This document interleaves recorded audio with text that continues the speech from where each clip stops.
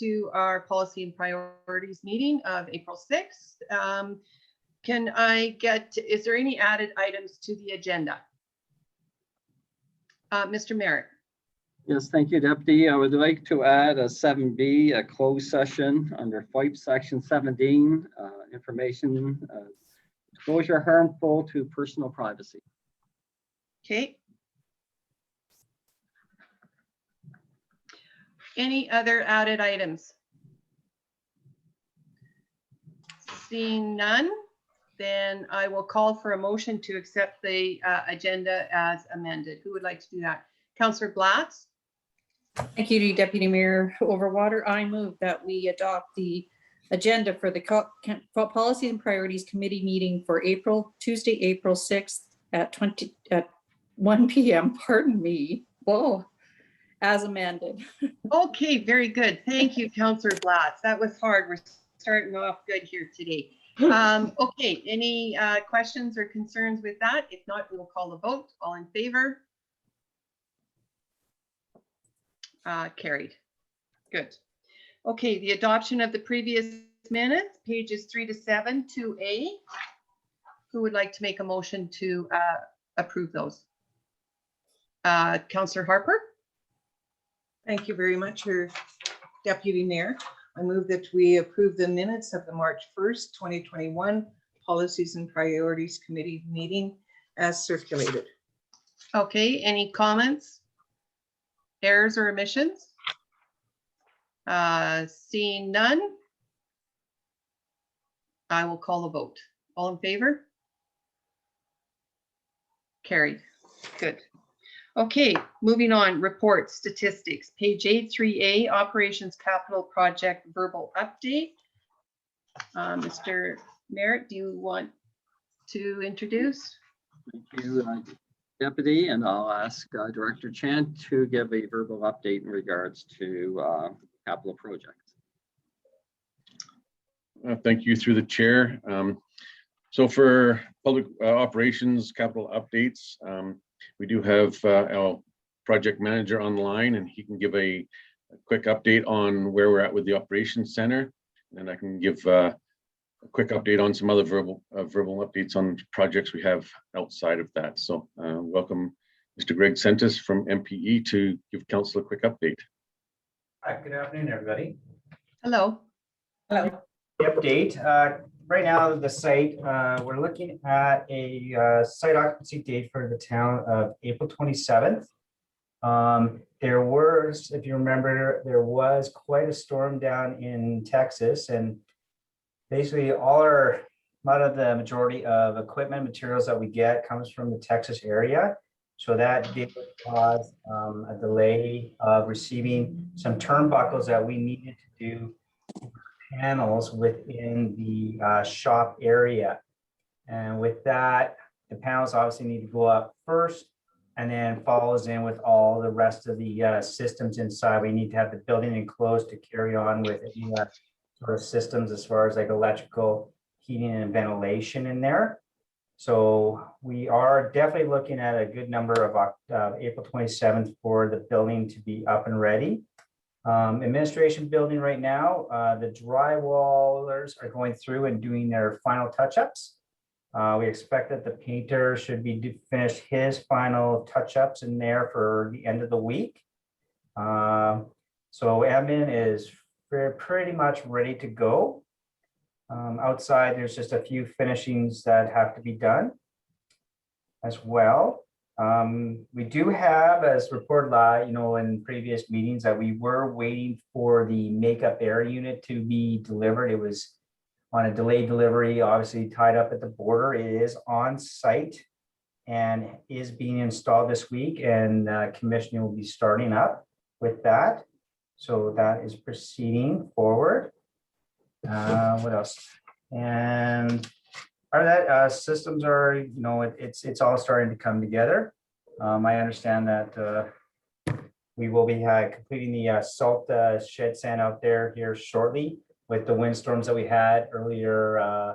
I guess it would have been last week that did shut down the process of trying to finally do the final installs in there. Right now, all the materials that we require to finish the project off are on site or within, they're within the, Alberta and Calgary at the shops there. So everything is in and ready to be installed.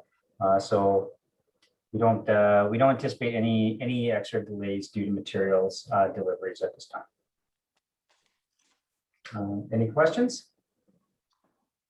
Any questions for Mr. Sintis?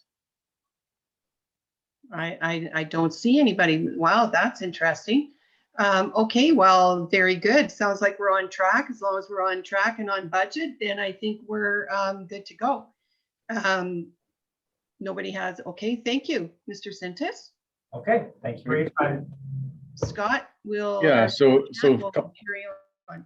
So for a couple of other updates that for council with the upcoming work in that aspect, I do want to thank Andrew and Greg for their updates on this and the whole work they've done on this project and getting an operations center completed. It's looking completely different this week than it did last week, with actually doors being closed in.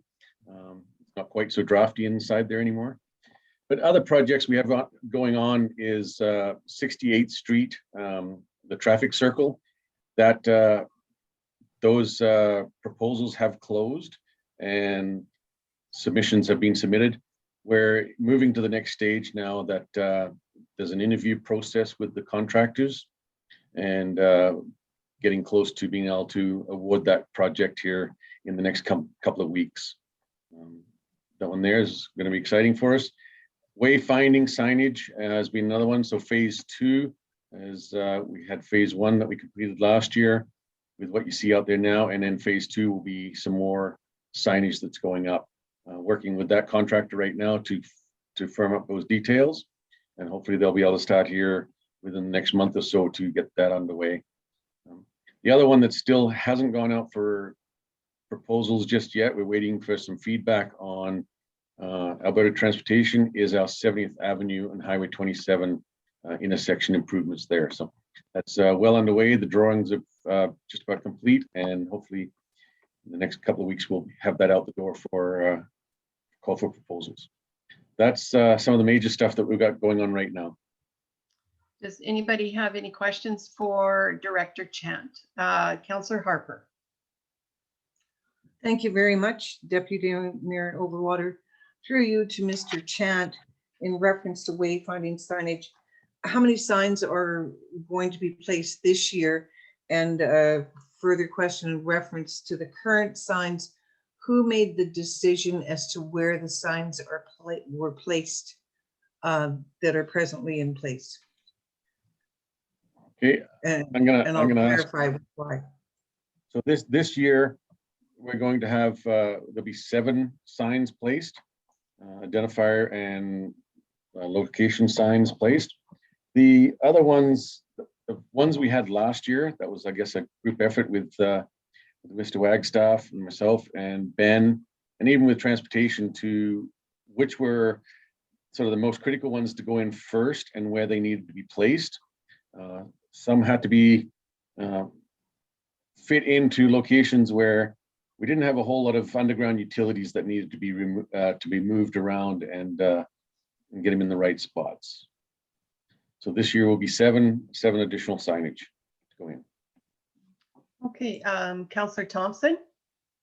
Thank you, Deputy Mayor. Mr. Chant, I'm curious, with the 27th being the expected day of possession for the new operations center, what is the timeline anticipated for staff to move in and start to use the facility? So, thank you through the chair. We are actually meeting on site on Thursday of this week with Public Works, Utilities, and Parks to have a walk through the building and get them to have a look at what's there and things like that. Then coming up with that plan on a firm move date. Trying to clean out many years of storage in some facilities, just like moving a house after you've been in there for 40, 50 years. There's some things that have accumulated over the years that need to be purged or where they need to be. So what we're hoping for is basically the month of May is to make a two fairly significant or three fairly significant shifts out there. And when I say like significant shifts on about 3 different projects, is take one building and move it out there and put it into storage, and then take another building, move it out into storage, and then the third building. That way we're not trying to piecemeal, all buildings at once, just, get people focused in to get one area clean and then move on. We also have to keep in mind that all our other projects, spring projects and stuff, will have to continue on as well. So there is going to be, dedicated staff that need to make this happen, as well as some other staff that need to keep the town running also. So that's our plan right now, is to be out there, within a month's time frame. We're not going to drag this out for any length of time. The quicker the better. And then we can go from there to the next stage.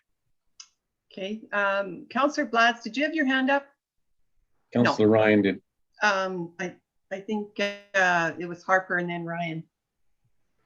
Okay, so just going back to the wayfinding signage, I did receive a couple complaints now from citizens that the sign placed just on Highway 2A, just to the north of 54th Street, is a major hindrance now.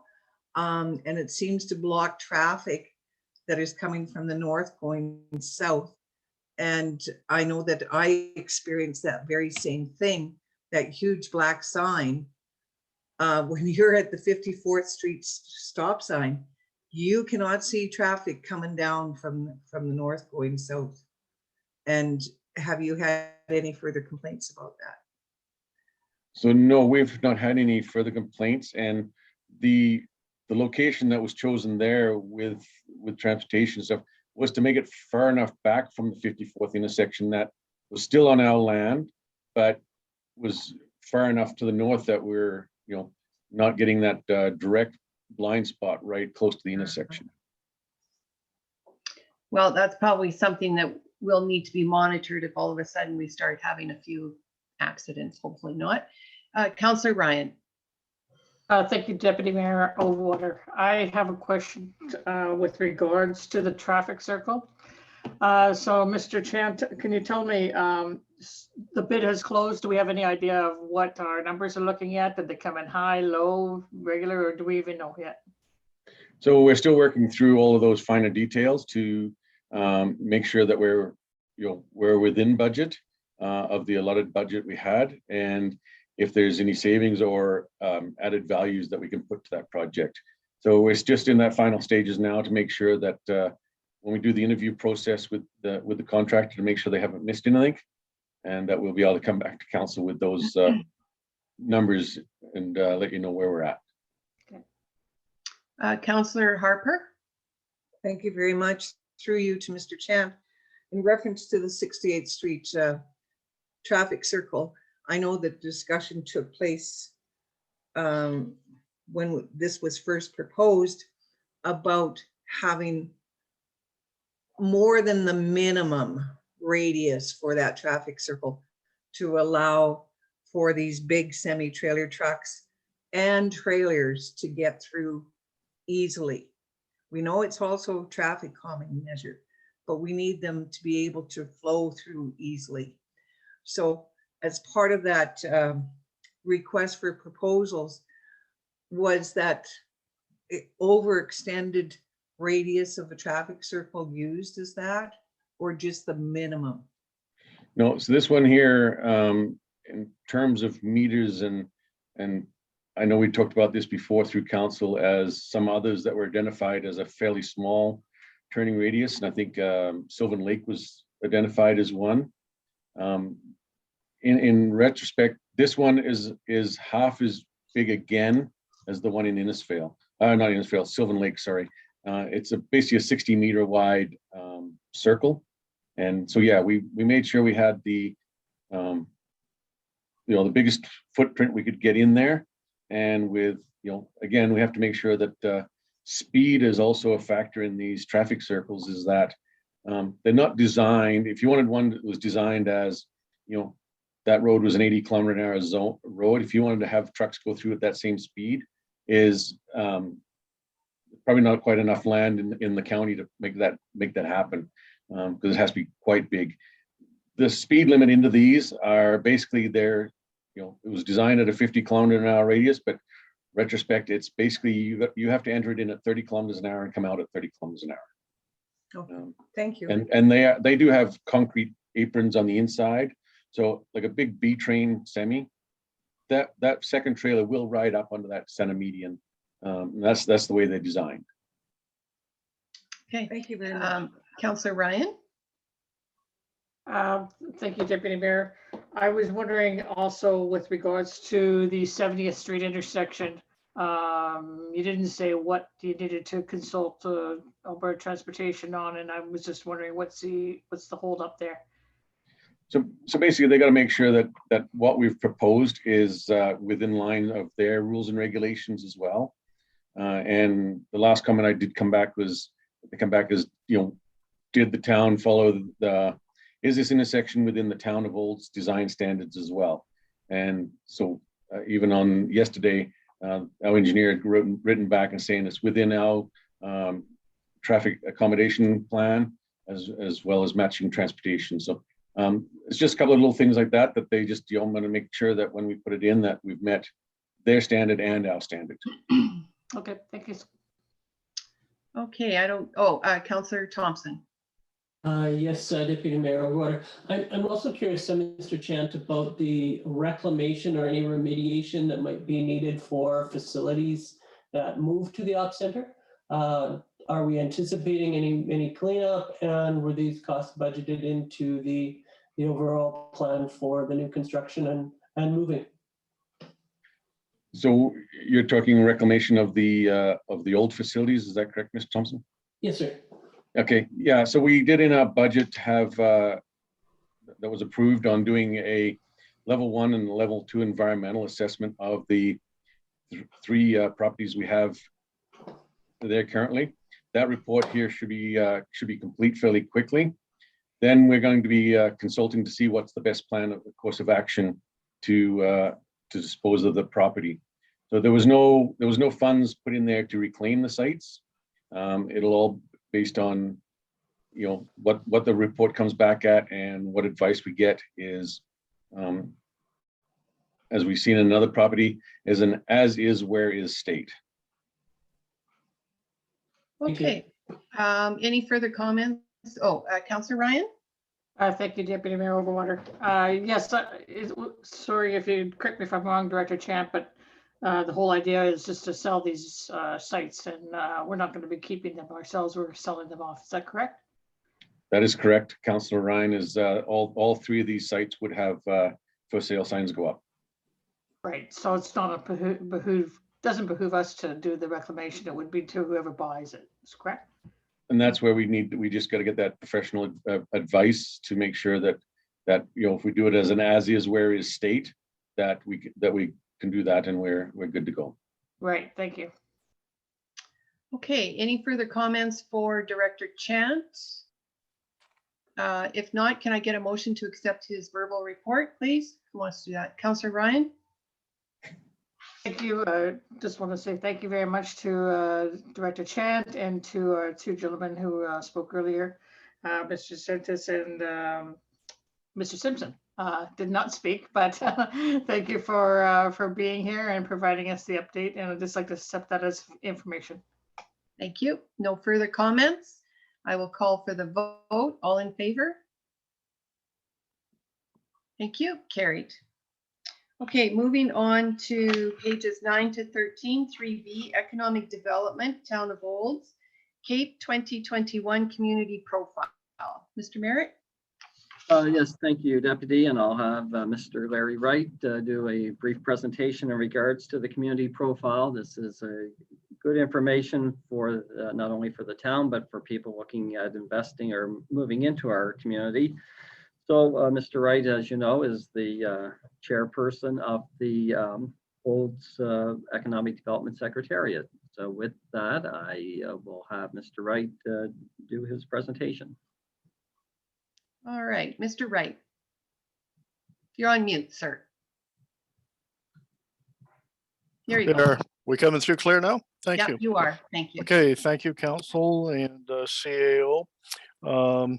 First off, we'd like to begin by just recognizing the support of CAPE through Director Worthington, but in particular special fashion, Megan Fitzpatrick, who works with 35 communities and 11 associate communities building these profiles every year with us. And we haven't totally put her over the edge yet, but I think we're close at times. She's a good sport, and I believe she's online with us today. I made sure that she would tune in and see how we presented this document for us. The 2021 document is represents about 15 major changes as we improve our process continually. I'd really like to draw your attention to the photograph. If you could run that on the screen for us, someone. That would be pretty awesome. Okay. In the 2021 community overview, if you notice, we've highlighted the new park, and we would like to congratulate Director Chant as being the successful photographer for this one, along with his team from operations and fire groups. And that this type of documentation and process is just not possible without the cooperation of our entire teams, outside teams and businesses. We would like to recognize Sheena and Kelly for the numbers folks. We'd like to recognize Doug and Michelle Jorgensen for helping us on the artwork and the establishment and support for the First Nations and Métis recognition information. We'd also like to recognize, we talked to some of the senior businesses in our community. We really wanted to recognize some of our strong world scale businesses in the Southeast Industrial. So ProAll, CEO Bruce Weisfield, and the market director, Jacqueline Norris, who just moved to the community about 9 months ago, were instrumental in helping us do a little blurb on ProAll. But to do that, we have to meet their quality control and their business requirements for advertising. But we thank their patience and very much appreciated. In our council members, we had to turn to MJ and Councillor Overwater to assist us on recognizing top employers, and then look for the points where we could do a better job on this. And Councillor Overwater, I give her credit, she pointed out the dual credit certification between Olds colleges and the high schools that really assists on apprenticeship development. That's on the back page there. And just picking up these little cues as we go along here, and thank everyone very much for that. And I think we've covered most of them. Oh yeah, CAO helped me screen here and tell me where we could improve the overall product. I think it bodes well for the community. The building permits were very helpful in our information.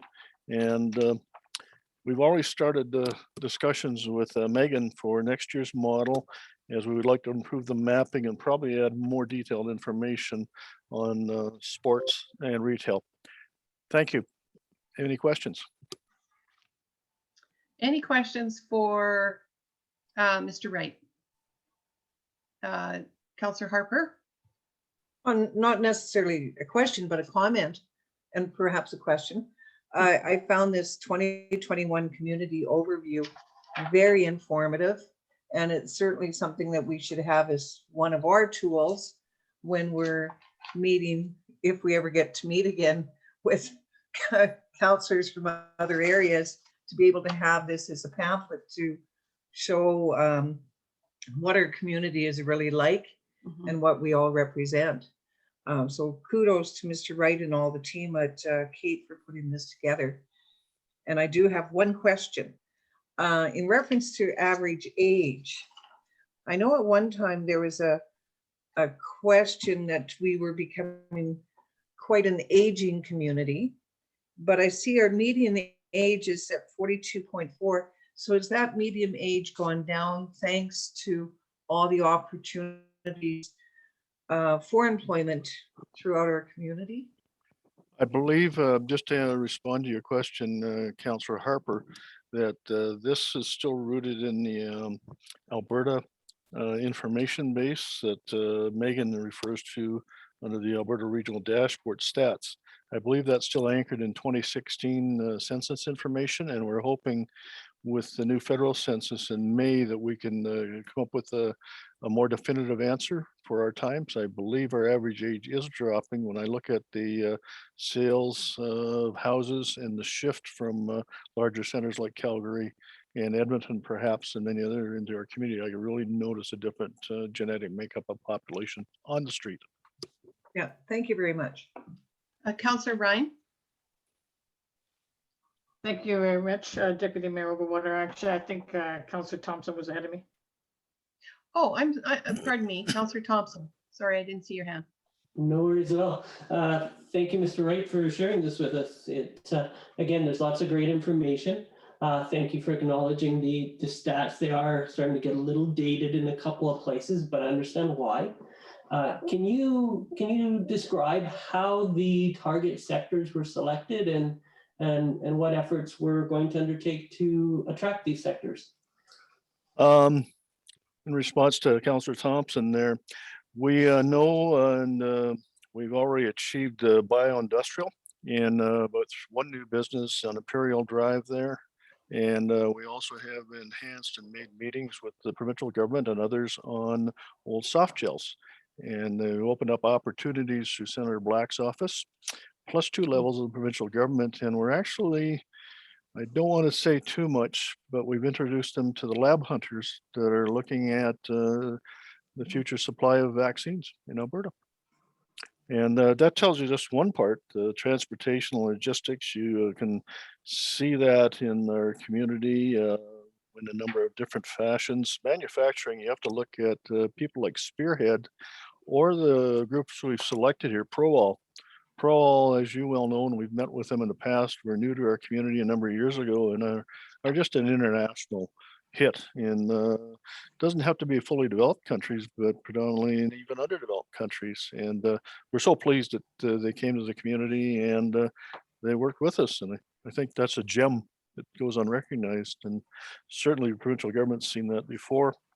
Warehousing and finance, what can you say, like when you have all the banks and all the financial institutions the community holds when many other centers are losing their small banks and a number of branches in that, and we retain them all. And then with the addition of the Calgary Connect and those agencies with the credit union, I think that's a real bonus to the community. So when you look around the community, it's really not hard to do selective target growth sectors, but we have room for more, and we're actually working on a few other ones. We were very disappointed. We had an opportunity for a television series that COVID disrupted, which would have been just fantastic to say the least, and would have put up a nice banner in our community. Anything else I can answer? Councillor Ryan? Thank you, Deputy Mayor Overwater. I have, well, I guess a comment and then a question. Larry, this is really well done. I think the design makes it easy to read and it's a lot of good information. So thank you to you and your team and everybody who contributed. It looks great. I do have one question under occupations, and that is, I guess maybe it's twofold. How they were identified as to how you did the breakout of the occupations and where high tech or any kind of IT or whatever belongs in this list.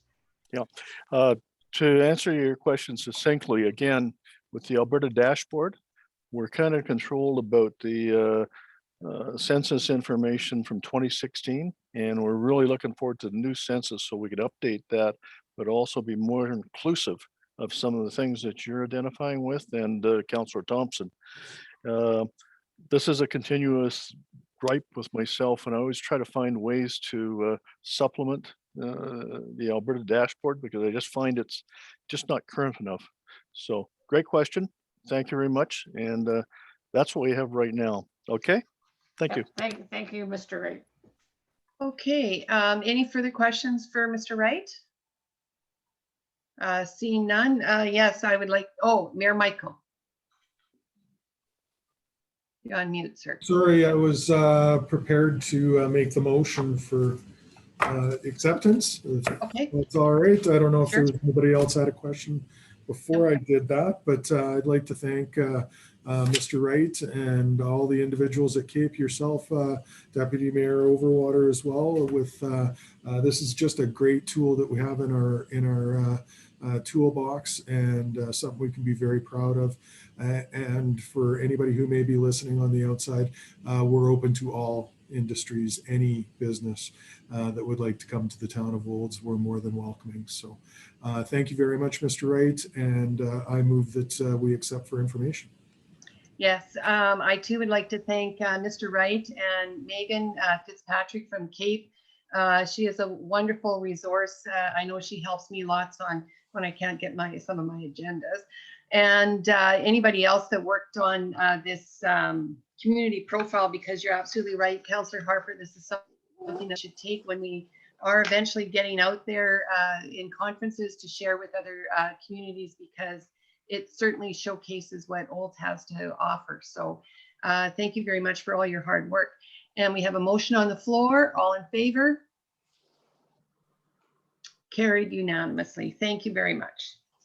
Okay, moving on to presentations and delegations, pages 14 to 34. 4A, we have Olds Historical Society Museum and Archives Annual Report.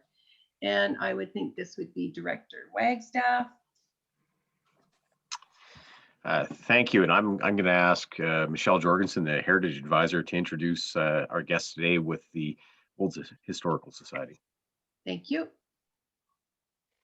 Good afternoon, everyone. Deputy Mayor Overwater and councillors, thank you for your time today. It's my pleasure to introduce Donna Erdman, Chairperson for the Olds Historical Society. I believe I did see her earlier when we started, if she's able to turn her video on and unmute herself. I'm not sure which one of these squares she is, but I'm pretty sure I saw her at the start there. She's here today to share her report about how things are going with the Olds Historical Society and the Mountain View Museum and Archives in light of the COVID situation that's been consuming us in these challenging times over the last year and some. So I'm not sure where she's. Mrs. Erdman, are you there somewhere? I do not see her in the list of participants. I believe she's Chantel. Oh, It's a C. Yeah. Chantel. Can you hear me now? Yes. Yeah. Okay, I don't know what happened to the image, but we're here. Okay, so just a note with presentations, we usually allow about 10 minutes for the full presentation, and then 5 or so minutes for questions. So hi, Donna. There you are. Oh, I love technology. It's all good. Good afternoon, Deputy Mayor Overwater, Council, staff and guests. I've been asked to give you an update on the Mountain View Museum and Archives. On October the 5th last year, I presented an annual report. So this will be an interim report that highlights the activities of this last year. Can I have the first slide, please?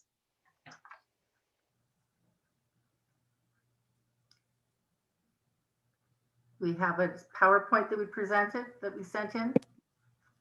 The first slide. Okay, yep, it's there. No, that's the report. There was a set of 8 slides.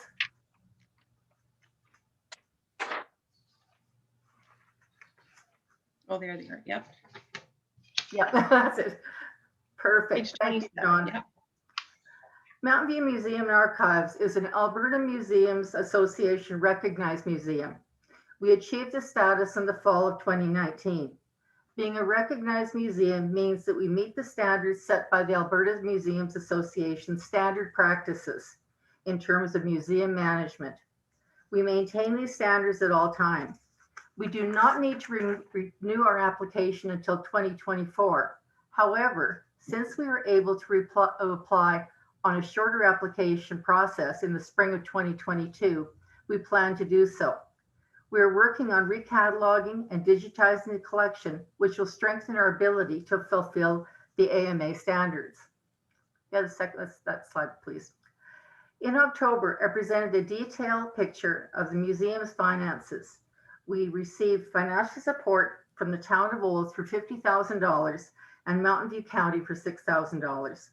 Casino revenue and donations make up most of the balance of our revenue. The last two revenue streams have been affected by the closures that we and others have faced. The casino revenue is generated from one casino event, which takes place every 3 years. Our last casino was in the fall of 2018. That means that 2021 would have been a casino year for us. Since casinos have been closed for most of the past year, we do not know when we will be granted our next opportunity. Casino money, which is approximately $25,000, is spent on staff wages and budgeted over 3 years. At this time, most of our casino money has been spent. Although over 600 guests came to the museum last year, we have been closed since December the 15th, meaning that there has been no donation revenue at that time. We have been applying for grants and not received anything. Government grant money is limited and some of the traditional funding has been spent elsewhere. You have the next slide, please. The museum's COVID response has followed all the Alberta Health Services and Alberta Museums Association guidelines. Signage has been predominantly displayed on the front doors of the building. On entering, Garfield sits with the hand sanitizing station to remind everybody who enters to sanitize their hands. Staff and the few volunteers who do come in wear masks at all times. The floor has distance markings and directional signs. There is a limit to the number of people allowed in the museum at a time. Automatic soap dispensers have been placed in the museum, and only one washroom will be available to the public when we do reopen. Crowd control stanchions and chains to improve traffic flow and public safety when we reopen have been purchased. The Olds Historical Society board meetings have been held online since November. Get the next slide, please. While we have been closed, staff and volunteers have spent time working on museum displays and on the collection. Displays have been cleaned and new displays with the theme of the 1920s have been curated. This includes farmers and ranchers of the area, music and musical instruments, and the Olds Hospital. A display of sewing equipment and sewing and needlework is another new display. A TV is set up in the gallery, and the videos of oral histories, the history of the Olds United and Anglican churches, and the Victoria Hotel fire are played. Digitization of the collection has begun. Artifacts are being photographed, and some pictures have been placed on our website. These two pictures, the knife board on the left and radio on the right, are two such items. The collection is being reviewed as each item is examined and located in the catalogs. Condition reports are updated and items are repacked. This is in preparation for digitizing the entire collection. Can I have the next slide, please?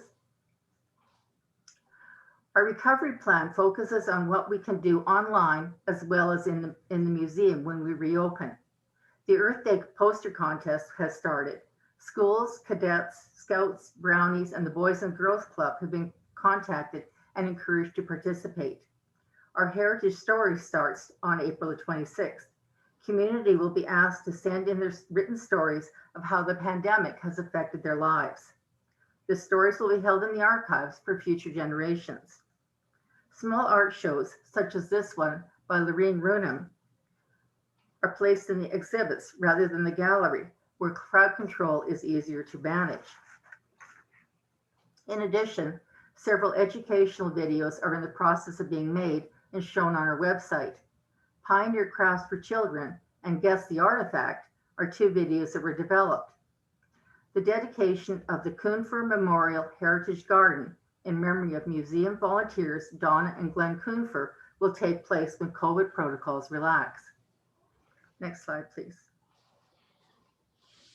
This is a picture of the basement. On the left is what it used to look like, and on the right is what it looks like now. It has been thoroughly cleaned and organized. Large items are properly stored and labeled. A workspace has been set up. Financial records and society minutes are easily accessible on filing system. Since the basement has become a junk room over the past 4 decades, this was a major accomplishment and shows how we utilize every bit of available space. Have the next slide, please. One of our 2021 goals is to open the educational center. This picture shows what the garage now looks like. New electrical outlets and lighting were completed last year.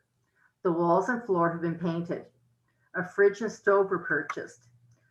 2 museum quality glass display cases with LED lighting, a TV, and movable platform create a focal point on the north wall. This area can be used for presentations and historical reenactments. 25 stacking chairs were also purchased. Counters and storage units will be installed on the east wall on either side of the fridge and stove. The space will be used for classes as well as meeting space. With the exception of the display cases, everything else in the educational center was sourced locally. Other goals include revising our existing strategic plan and developing human resources package, digitization of the collection and archives with the goal of having public access to it through our website is another long-term goal. The last and most ambitious long-term goal is the connection of the museum with the educational center by constructing the link building.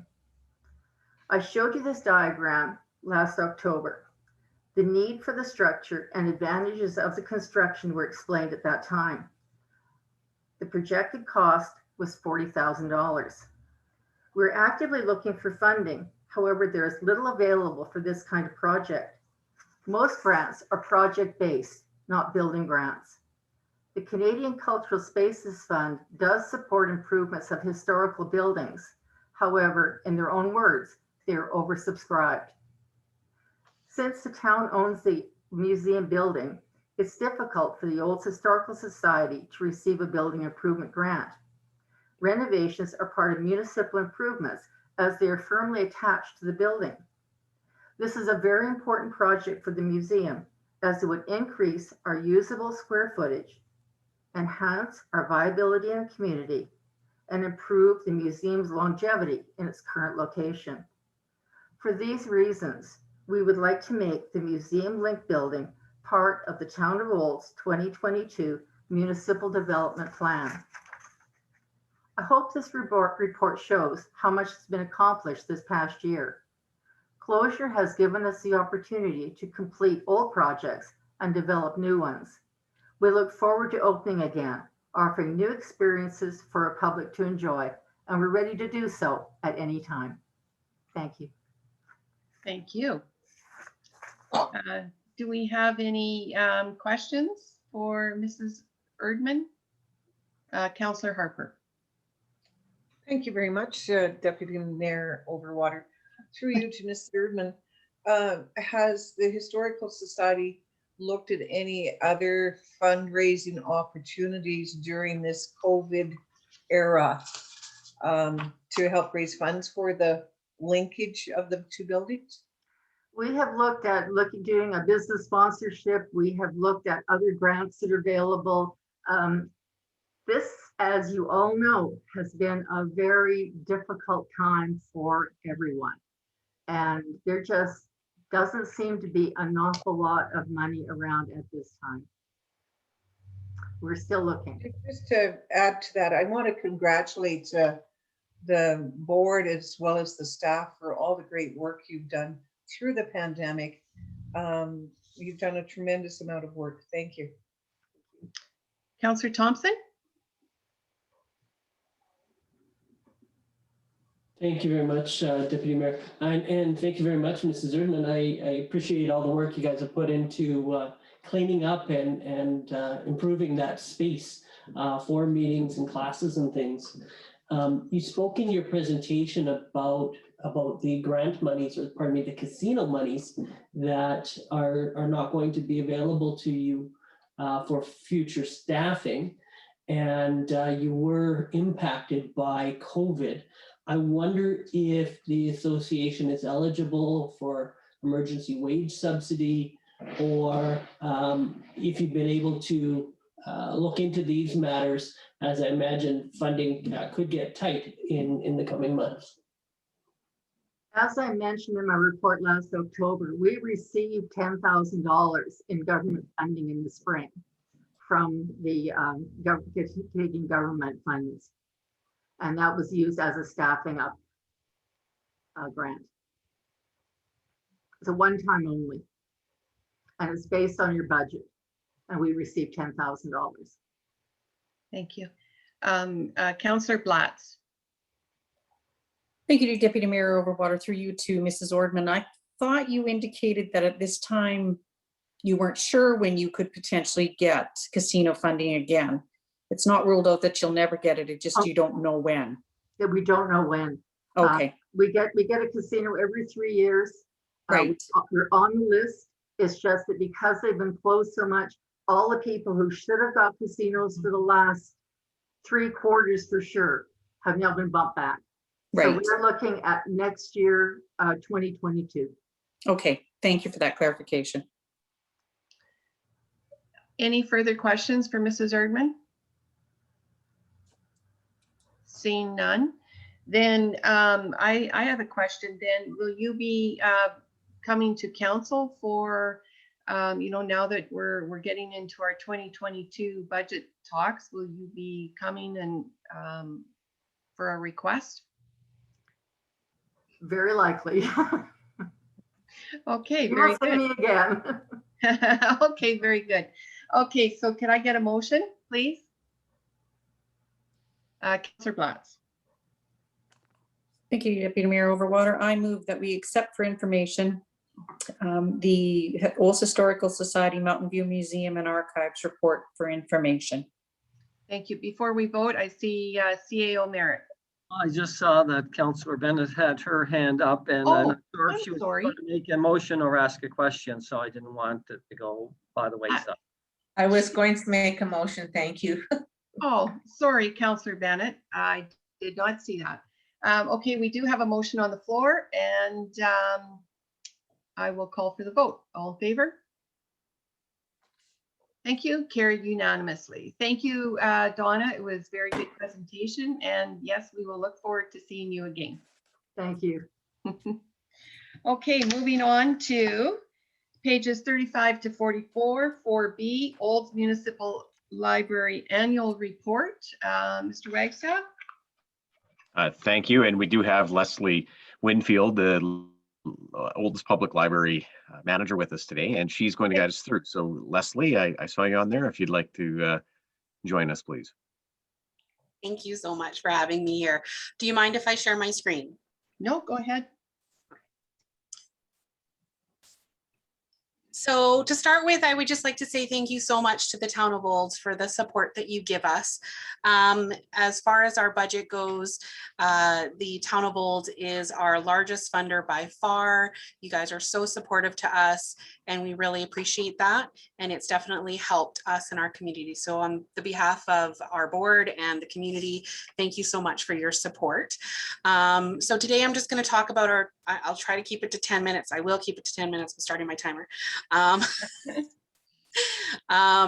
I will just start by talking a little bit about our opening hours. Of course, last year we were closed as part of the regular closing of libraries across the province. We stayed open, however, we stayed doing curbside, and so we were still able to serve people, but our actual opening hours were reduced quite substantially. There was 4 months that we were closed.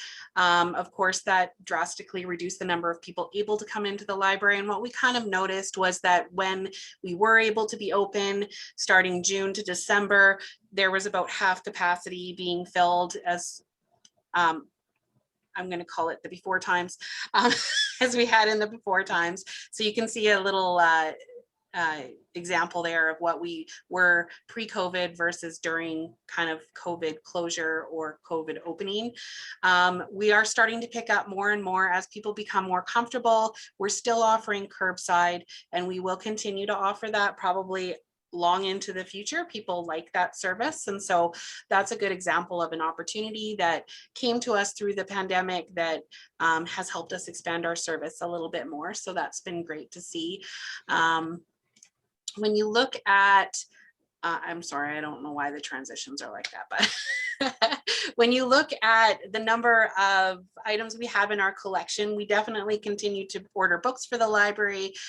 We have about 37,000 items. That includes DVDs, large print, audio books, CNIB materials, and of course the regular books. And we also try to invest in e-materials. Last year, we did in 2019, we did a fairly substantial increase in our e-materials, which are shared throughout Parkland Regional Library with all the rest of the libraries. And then I've been working with some of the other libraries in Parkland to try and share that load a little bit more as well. Parkland puts a lot of money into that. So our contribution to that last year was an additional $4,000, which of course we saw when I get to circulation, we saw a increase in the use of those online materials. So as far as our collections for libraries, there's this document, and I know I've talked about this before last year, you're all very familiar with it, but we have a standards for member libraries. It was put together by all of the regional library systems and endorsed by the Municipal Affairs Public Library Services branch. So these are kind of the standards that we compare our library to based on our population. So our municipal population, as Larry pointed out in the community profile, is 9,184. We have a county population assigned to us of about 3,000, bringing us to about 12,000 people that we serve in Olds. Of course, we serve more than that because Bowden residents come to our library, Sundre residents come to our library, even Three Hills and Trochu residents come to our library because Olds is that central shopping hub. People come here to do grocery shopping and shop at some of the bigger stores or some of the niche stores we have in our uptown.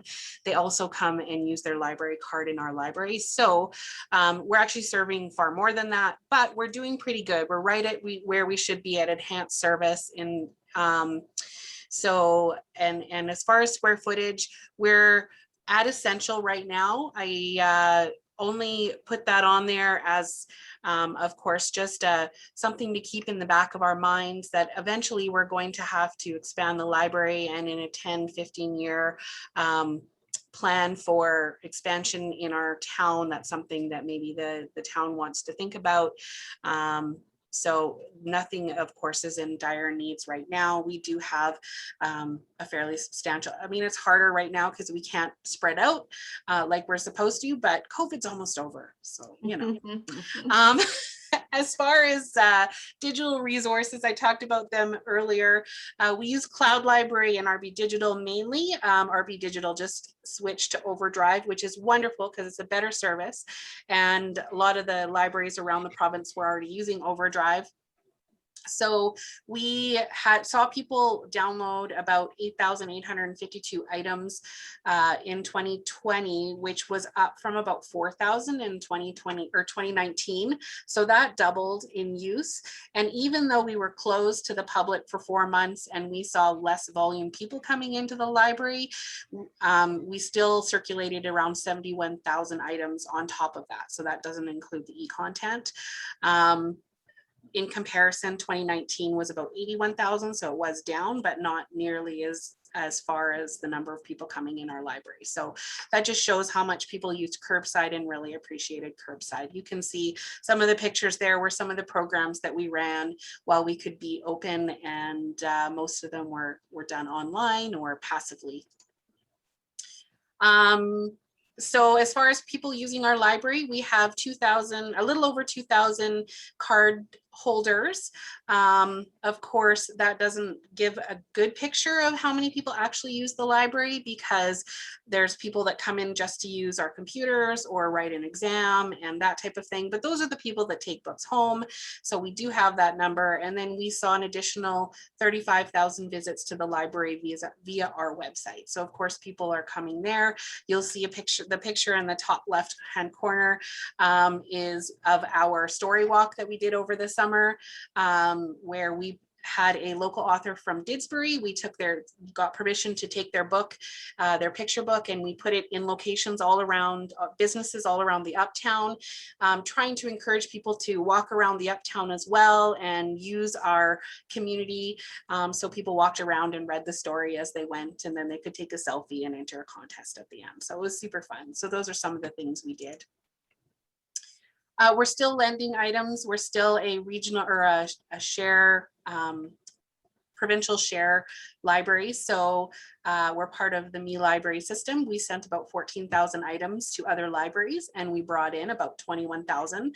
The number of items we brought in was of course higher this year because most people just sat online and ordered what they want rather than came in and browsed our shelves.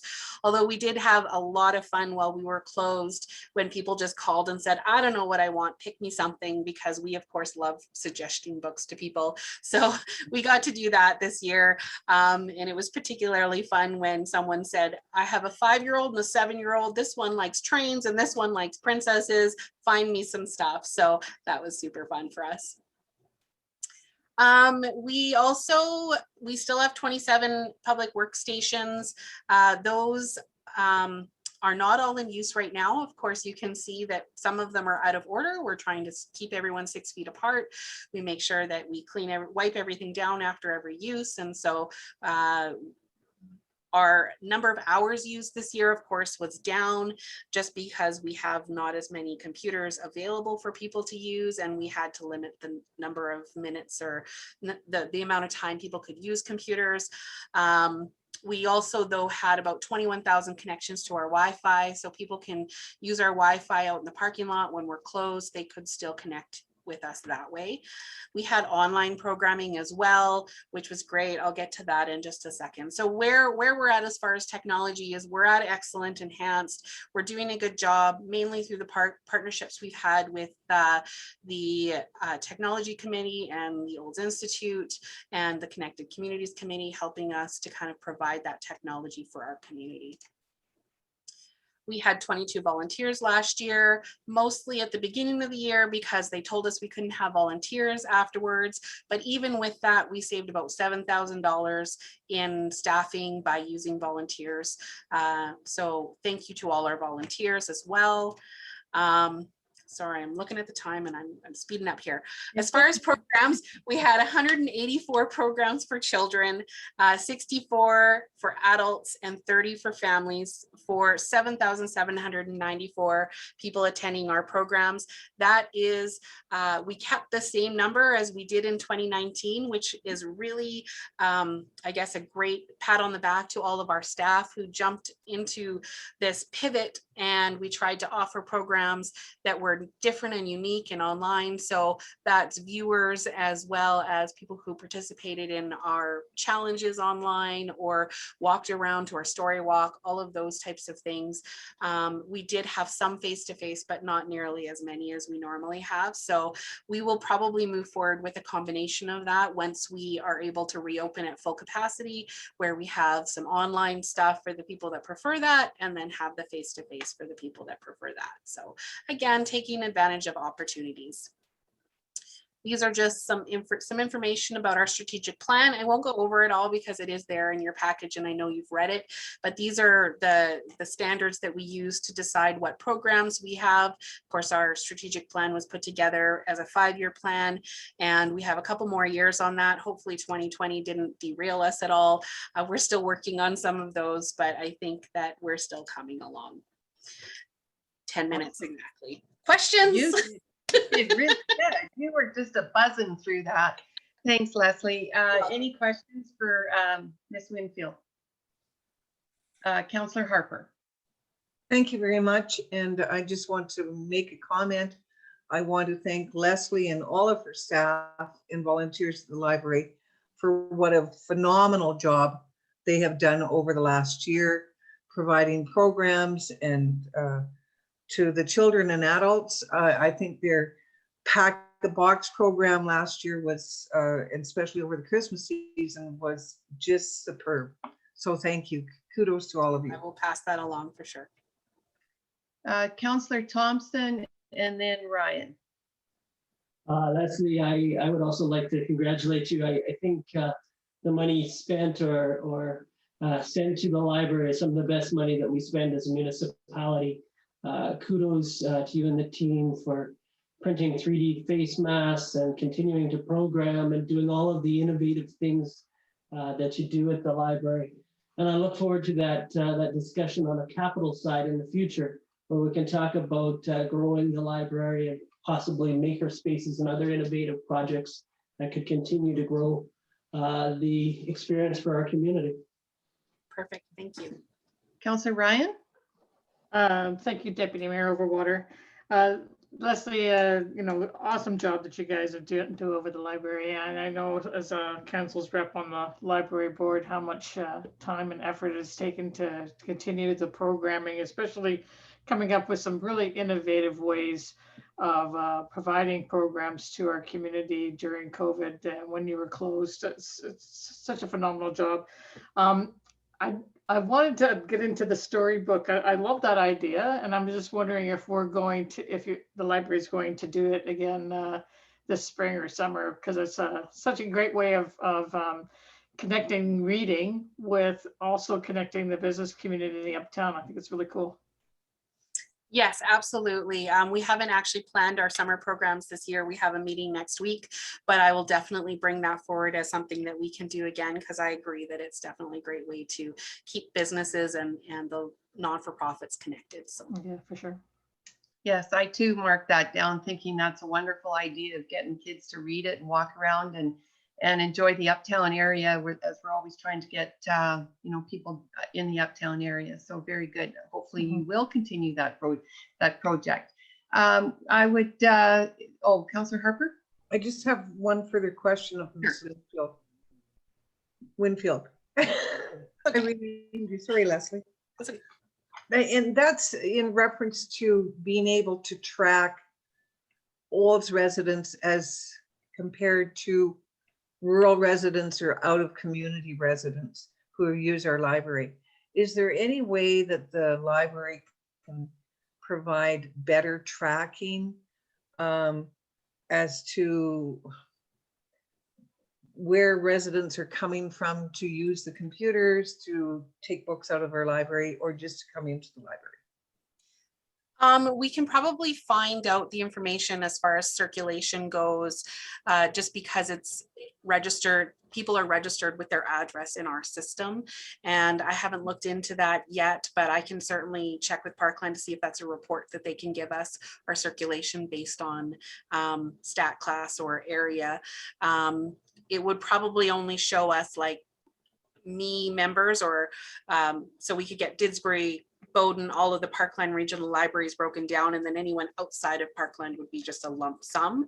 As far as people coming in and using the computers, we keep no data on people for that, and I think it would be a FOIP thing if we were trying to gather that information.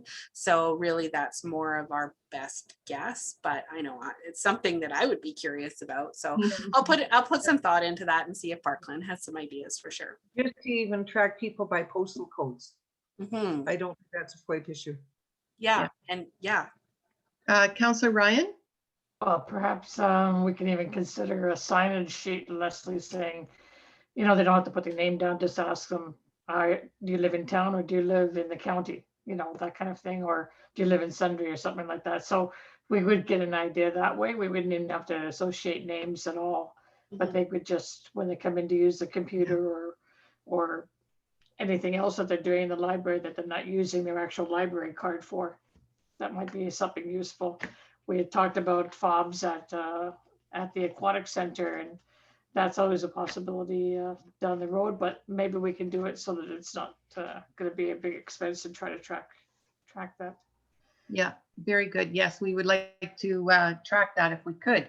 Any further questions? If not, could I get a motion? Councillor Bennett, do you want to make a motion?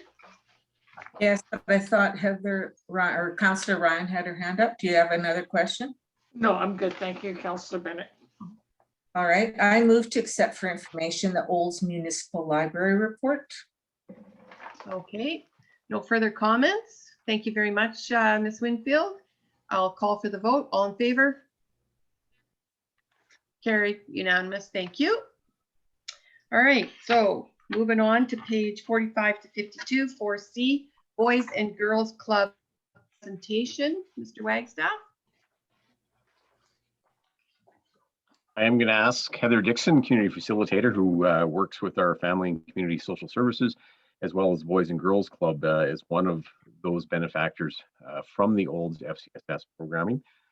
Just to note on the start, the Boys and Girls Club is the town of Olds FCSS largest benefactor out of funding for family and community social support services. So with that, Heather, can you please introduce the presenters for us today?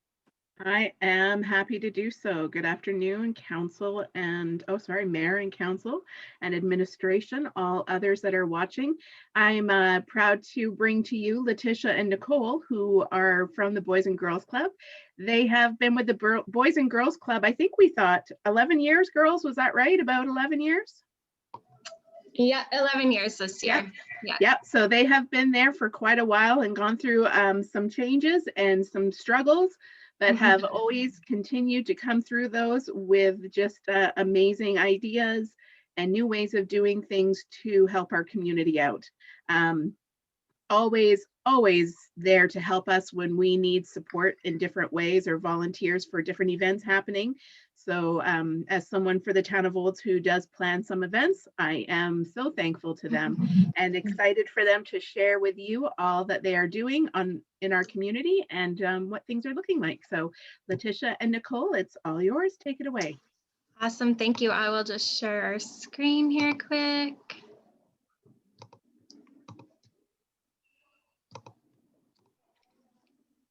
Okay, so thank you so much for having us. Good afternoon, Mayor, Deputy Mayor, and Council. We're so honored to be able to present to you today, and we are so thankful for all the support that we receive from FCSS and just the town of Olds as a whole. So a bit about Boys and Girls Club. Our mission is to provide safe, supportive places where children and youth can experience new opportunities, overcome barriers, build positive relationships, and develop confidence and skills for life. Our vision is that all children and youth discover and achieve their dreams and grow up to be healthy, successful, and active participants in society. All of the programs that we provide are guided by our core values, which are belonging, respect, encouragement, and support, working together, and speaking out. So a little bit about us. So Boys and Girls Club used to be OBASCA. So it was Olds Before and After, or Olds Before and After School Care Association. So it was developed in 1984. And then in 2010, we became a member of Boys and Girls Clubs of Canada. So as Heather said, Nicole and I have been here for 11 years. When we started, a busy day at our club was like 17 kids after school. And now we can have up to 200 kids on any given day by the end of the day. So we've grown substantially in the last 10 years. The biggest demographic that we serve is ages 0 to 9, like 0 to 12-ish. Statistically, if you look at that, we're serving about 1 in every 4 children in the town of Olds. Okay, so programs that we provide. So we have 3 club locations. We are in our main building in Uptown. We also have a location at the Olds Elementary School, as well as a location at the Holy Trinity Catholic School. We have 53 staff members. This year, our volunteers decreased. So typically we would have, last year in 2019, we had 53 volunteers. So of course, in 2020, we were down in our volunteers because of COVID. We weren't able to bring people into our programs. And we served 362 children and youth in 2020, which again was down because of COVID. There was a short time that we were closed, and we also had to limit the number of children we were able to take into our programs at a time.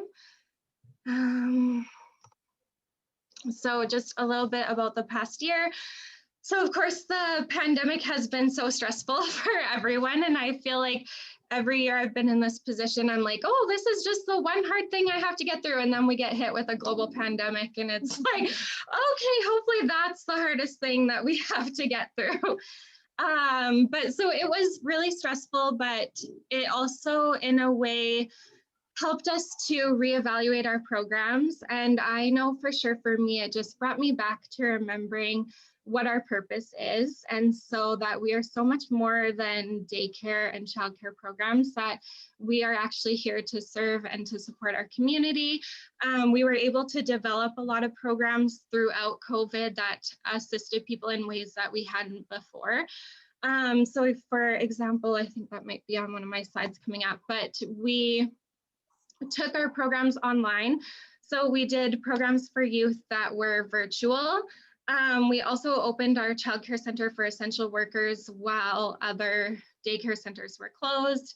We started doing food hampers. So we did food hampers for several weeks after like the big shutdown last year.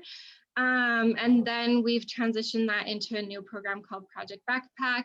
We delivered meals for families around the holidays. So we partnered with Flames in town here, and we delivered Easter, Thanksgiving, and Christmas suppers to people in 2020. But yeah, so it just really helped bring us back to remembering that we're so much more than childcare and that we can do so much more to support our community. Okay, so response to COVID-19, some of this I already said, but so childcare for essential workers, virtual programs, activity kits. So we put together activity kits. We delivered over 100 of them, and we delivered them right to families' doors. So it had an idea of an activity that parents could do with their kids, plus it had all the supplies that they needed for that activity. And that was a good way to keep connected with our families and make sure that kids were still being supported while they were at home. Food security, as I said, we did the meals in partnership with Flames. We also did weekly food hampers. And so the purpose with our food hampers was really to make sure that people were still having access to nutritional foods. So we included in them lots of like fresh fruits and vegetables, meat, things that typically are a little bit harder to get through the food bank. Financial support, so we've been able to adjust some of our fees for families who are in need. So we have a small reserve of funds that we are using, and we identify families who either aren't able to pay for childcare or need support in various ways, and we've been able to help them out. We also have helped people out with applications for childcare subsidies or for government relief associated with COVID. We've developed some new mental health programs. So right now we're offering one for youth who are like 9 to 14 years old. This first one is targeted at girls. And then parenting programs and supports as well. So we just started a parenting in a pandemic program for parents. 2021 programs, we have a long list of programs. So we offer daycare, preschool, pre-kindergarten, Kinder Academy. So Kinder Academy we developed as an alternative to typical kindergarten. So we offer that to like a private kindergarten essentially. Summer programs, inclusive care for children with disabilities, preteen drop-in center, Project Backpack. So that is a new program we just started offering this year, and it's offered in all of the schools and OLDS. So in partnership with the schools, we identify families that are in need, that maybe those kids over the weekend aren't having access to food. So then every Friday we send them home with a backpack stuffed full of healthy food and recipe cards and things that the kids can either make on their own if they don't have parents who are able to provide that for them, or the family can make the recipes together. What else? Sorry, I lost my spot. Youth Night, we just started youth programs. So we are doing a program for 14 to 16-year-olds. This is our first year reaching out to that older demographic.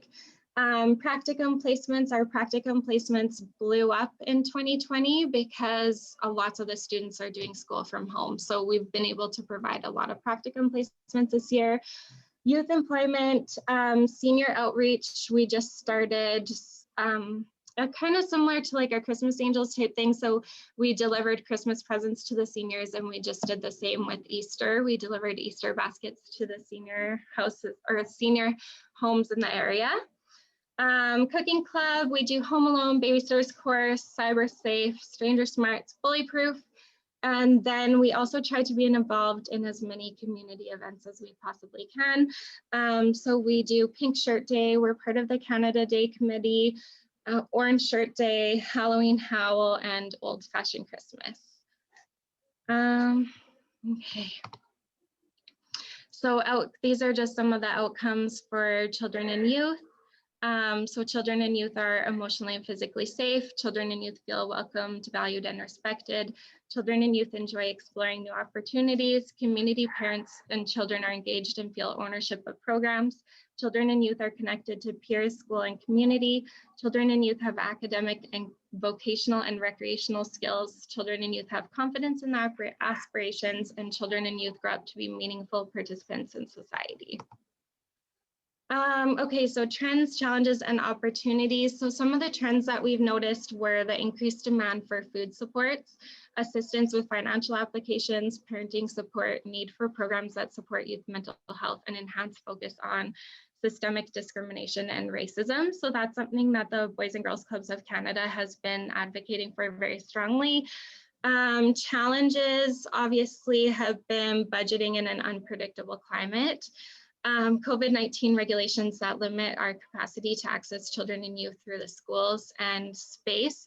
So I have here our space to provide programs. So we moved into this huge 10,000 square foot building, and we're already quickly outgrowing it. So we always seem to have a need for space. The other challenge with our building here is the speed limit in Uptown Olds is still 50. And so with over 100 kids in the building, some of the parents have addressed that it worries them that the speed in front of our building is a little bit high. Opportunities. So we're going to continue to offer food support. We have an enhanced ability and need for community programs and early intervention mental health supports, and then systemic opportunities. So making sure that everybody has a place where they belong, regardless of their race, gender orientation, etc. And that's all that I had for you, but we're happy to take any questions. Any question? Oh, Councillor Blatz.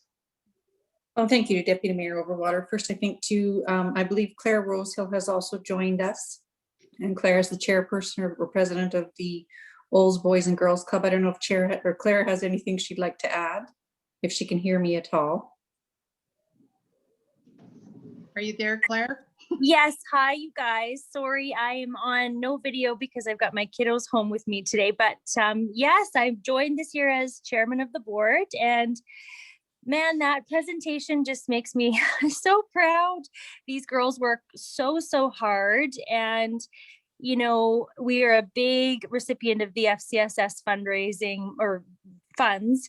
And, you know, after listening to all the impacts that they have in the community, I feel it's dollars well spent, because kids really do make a huge impact in our community, and they're reaching to such a large age group and just creating such an impact in our little town. So yeah, I'm really excited to be part of their group this year, and thanks for having me. I'll just kind of listen in and let them do all the talking from here on out. But yeah, I'm pretty proud of them. They do a great job, and it's a great little service we have in this community, these girls. Thanks, Claire. It's not a little service, it's a big service. That's true. That is true. Not little, big. Yeah, let's just get that clarity there. Mayor Michael. Well, Councillor Blatz just introduced Claire, but I think she has a question or a comment. Well, no, I go ahead. I do have some questions, but you go ahead. And I think Councillor Ryan was ahead of me. I would like to congratulate Claire on her appointment, and Letitia, you ladies do phenomenal work, and every dollar of FCSS dollars that the town sends your way is very, very well spent.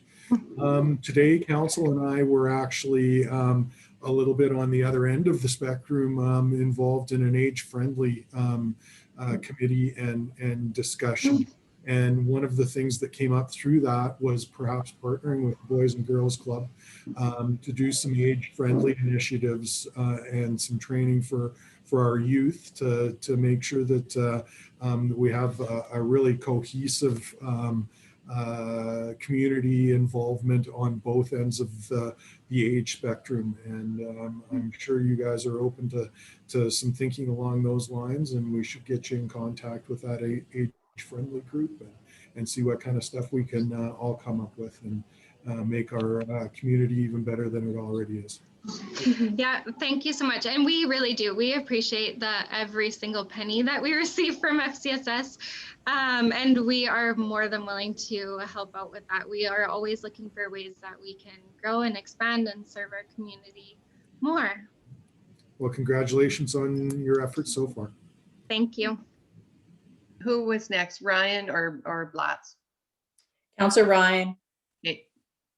Thank you very much, Deputy Mayor Overwater. I just want to say to you ladies that you did an amazing job. I'm blown away with all the things that you've done and what you've accomplished in this community. And where would we be without you? I don't know. It's just amazing how much programming that you do. And first we hear from the library and all the good programming they were able to do through COVID, and then we hear from you. I'm totally blown away right now. I was going to mention something along the same lines as our mayor. We did have the age-friendly group this morning, and they did talk about mentoring, and it was interesting when I read your package earlier on the weekend about that you do mentoring, and I thought it'd be a really good connection to do the seniors and youth mentoring along those lines. And you did mention something about doing something with the seniors. So I think it'd be a good fit for you both to work together. I could just see this whole thing blossoming even further. And so I just want to say congratulations. I don't have any questions because I'm just so filled with information right now. I think you did a great job, and thank you very much both for your presentation. Excellent work. Thank you. Thanks so much. I was really just trying to get through it without crying, because often when I talk about Boys and Girls Club, I start to cry. But yeah, no, thank you so much. I hear you. I can cry quite easily too there. Yes. Councillor Blatz, you have a comment? Yeah, well, I was going to say something similar to what both the mayor and Councillor Ryan did, but I really think it's good to focus on mentoring some of our seniors, because one thing I think we tend to forget is our seniors have an awful lot of history and a lot of information that they can also share with our youth, that some children may not get that benefit or that opportunity to learn from a senior person. So I think it's really great to see that this program is evolving and becoming much more, a part of the whole youth senior mentorship, I guess is the best way to say it. So congratulations to all you ladies. You do a phenomenal job. Thank you. Yeah, I think that will be a great opportunity. Councillor Harper. Yeah, thank you. And I offer my congratulations to the entire organization for a fabulous program that they're doing and how they impact the lives of children and their entire families. I'm just wondering, are there ways that you partner with other organizations? You did mention a private restaurant that you partnered with this year in reference to providing meals. Are other nonprofit groups that you partner with? Like, I can't understand how you can do so much with such few funding. That's no, we do. We try to partner with as many local organizations as we can. So even in the past, we've partnered with the library, where we've taken a group of kids to the library after school. We have partnered with the pool. Like, we really it's hard to list them all, but we partner a lot with a lot of the other organizations in town. One of the other big ones we partner with is the Youth Empowerment and Support Program, the YES program out of the schools. So we partner with them quite a bit going into the schools and working with kids there. Who else is up there? I don't know. We do. I think I have a list of 20 different partners that we use throughout the year. So we do have quite a few. That's absolutely wonderful. Thank you. Councillor Ryan. Thank you, Deputy Mayor. I do have a question with regards to your funding. So is FCS cannot be the only source of your funding, is it? Do you get it from elsewhere? And do you use, Heather Dixon is online here and we see her. Hi, Heather. Obviously, she's a good resource from the town with regards to hooking you up with FCSS, but are you utilizing community, like our community services area for other things? Yeah, so we have multiple revenue streams. So even that when we started just in our position, so I've been executive director since 2015. Nicole's been executive director or assistant director since that time as well. Back then our operating budget was $240,000 and now it's close to 2 million. Wow. So our revenue streams are very redundant. So we have fee for service programs, and then FCSS is a large funder of us as well. We receive some funding from Boys and Girls Clubs of Canada, President's Choice. We partner with WestJet to do raffles for WestJet Cares for Kids. And then really we fundraise as much as we possibly can. And I apply for every grant application that comes across our desk to try to keep moving. Yeah. Yeah, well, sometimes you have to. Well, thanks. I figured you had to get other sources because FCSS dollars are not huge, but you certainly do a lot of work with the little amount of budget you do have. So it's amazing. Thank you. That's one of, sorry, just to interject, I know you can't see me, it's Claire again, but that's one of also Letitia and Nicole's strengths is grant writing. The two of them apply for absolutely every grant, like she said, and are often very successful because they are so good at it. So we do pull as much money as possible from as many places to keep fees low and to keep, the services affordable for families.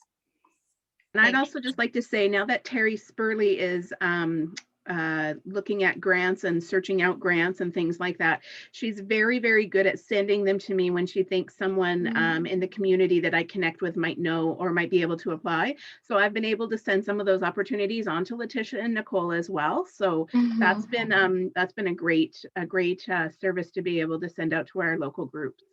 Yeah, that's super. Thank you very much, Heather. I have Gary Gaudette. He would like to say something. Yes, I was just going to say you might want to look into your local Rotary Club. They might have some money that they might want to send your way. I might know somebody that you might be interested in talking to. That's good. Sounds great.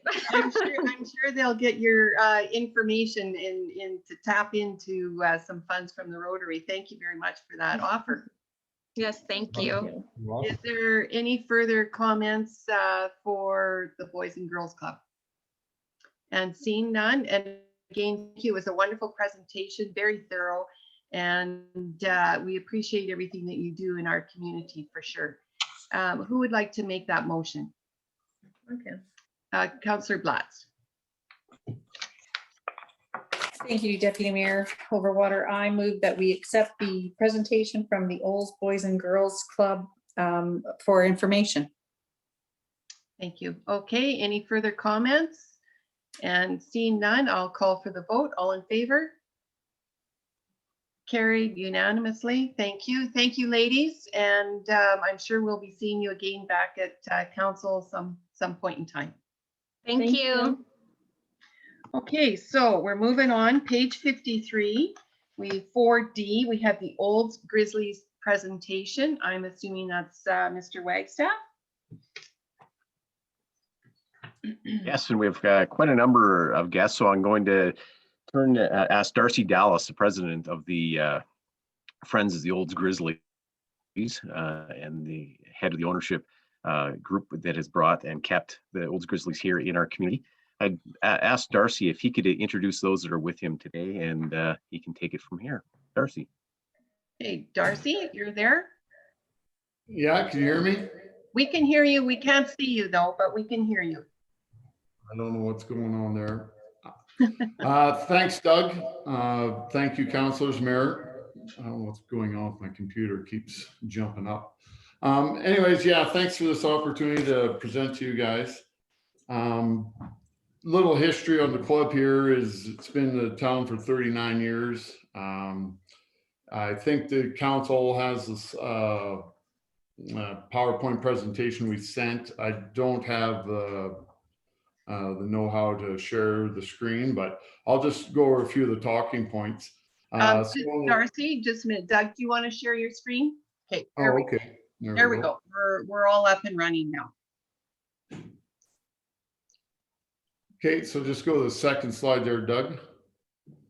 So the first one here, this is just the kind of the history of the club, some of our achievements, how we got started, winning some championships, some of the notable players that have moved on to the NHL, and just gives a brief conversation of what we did and what we've achieved. Go to the next one, please, Doug. So the next two slides are just the current ownership of the Friends of the Olds Grizzlies. The big point here is everyone that's on here, none of the owners wanted to own a Grizzly or a junior team. And the only reason the owners are on here did it is just to keep the team in Olds. The last thing I wanted to do was ever own a hockey club, but because it was Olds and because the opportunities that is given myself, all the other alumni on this ownership group, plus all the other alumni and current players, that chance to grow as a person and just the successes you can get from hockey. I truly believe all my success in the business world and in my life is a lot of it is come from playing hockey. So that's why everyone here stepped up. So and that's why we want to keep the team here in Olds. We don't have any interest in having a team elsewhere. So hopefully we can continue to keep the team in Olds. You can go to the next couple, pass a couple there, Doug. Yeah, and one more. So this is just the current state of our finances. Took over the team in 1819. Not bad for revenues and expenses, but obviously that was a growing year. Had some problems. Last year we came very close to breaking even. And this year, obviously, because COVID, we're hurting, but that's not, we can get through that. So that's not a big deal. Next one, Doug.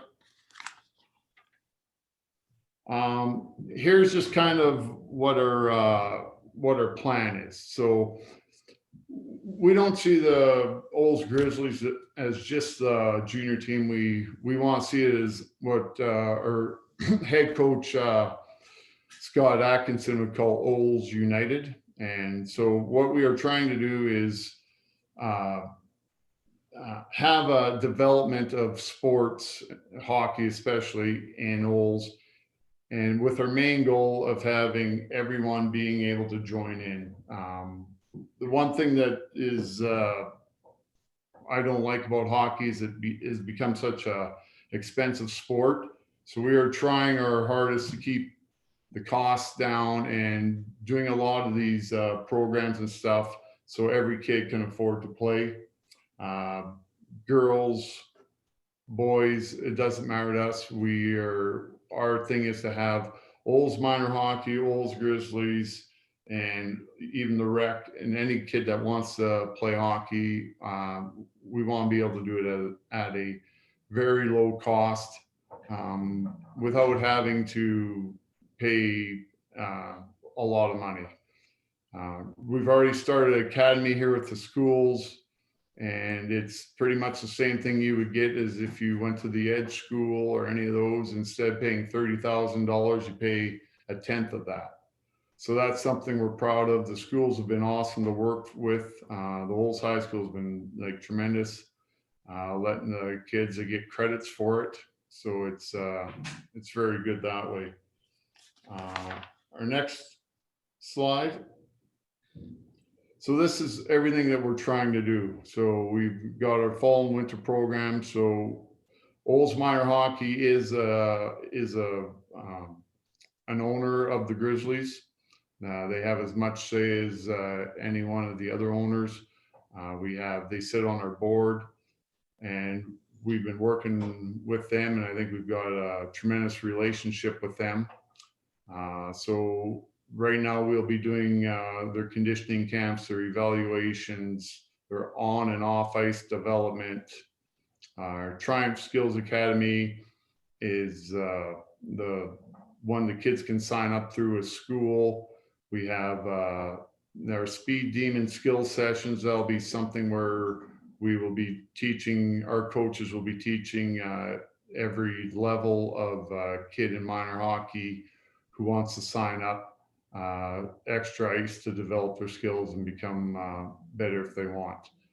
And then our spring and summer programs, our hockey schools, again, our Speed Demon skill sessions, ball hockey, off ice training, and then it goes into all our camps. And we really want to see this grow, because this here is one of the keys for the Grizzlies being able to stay in Olds and be successful.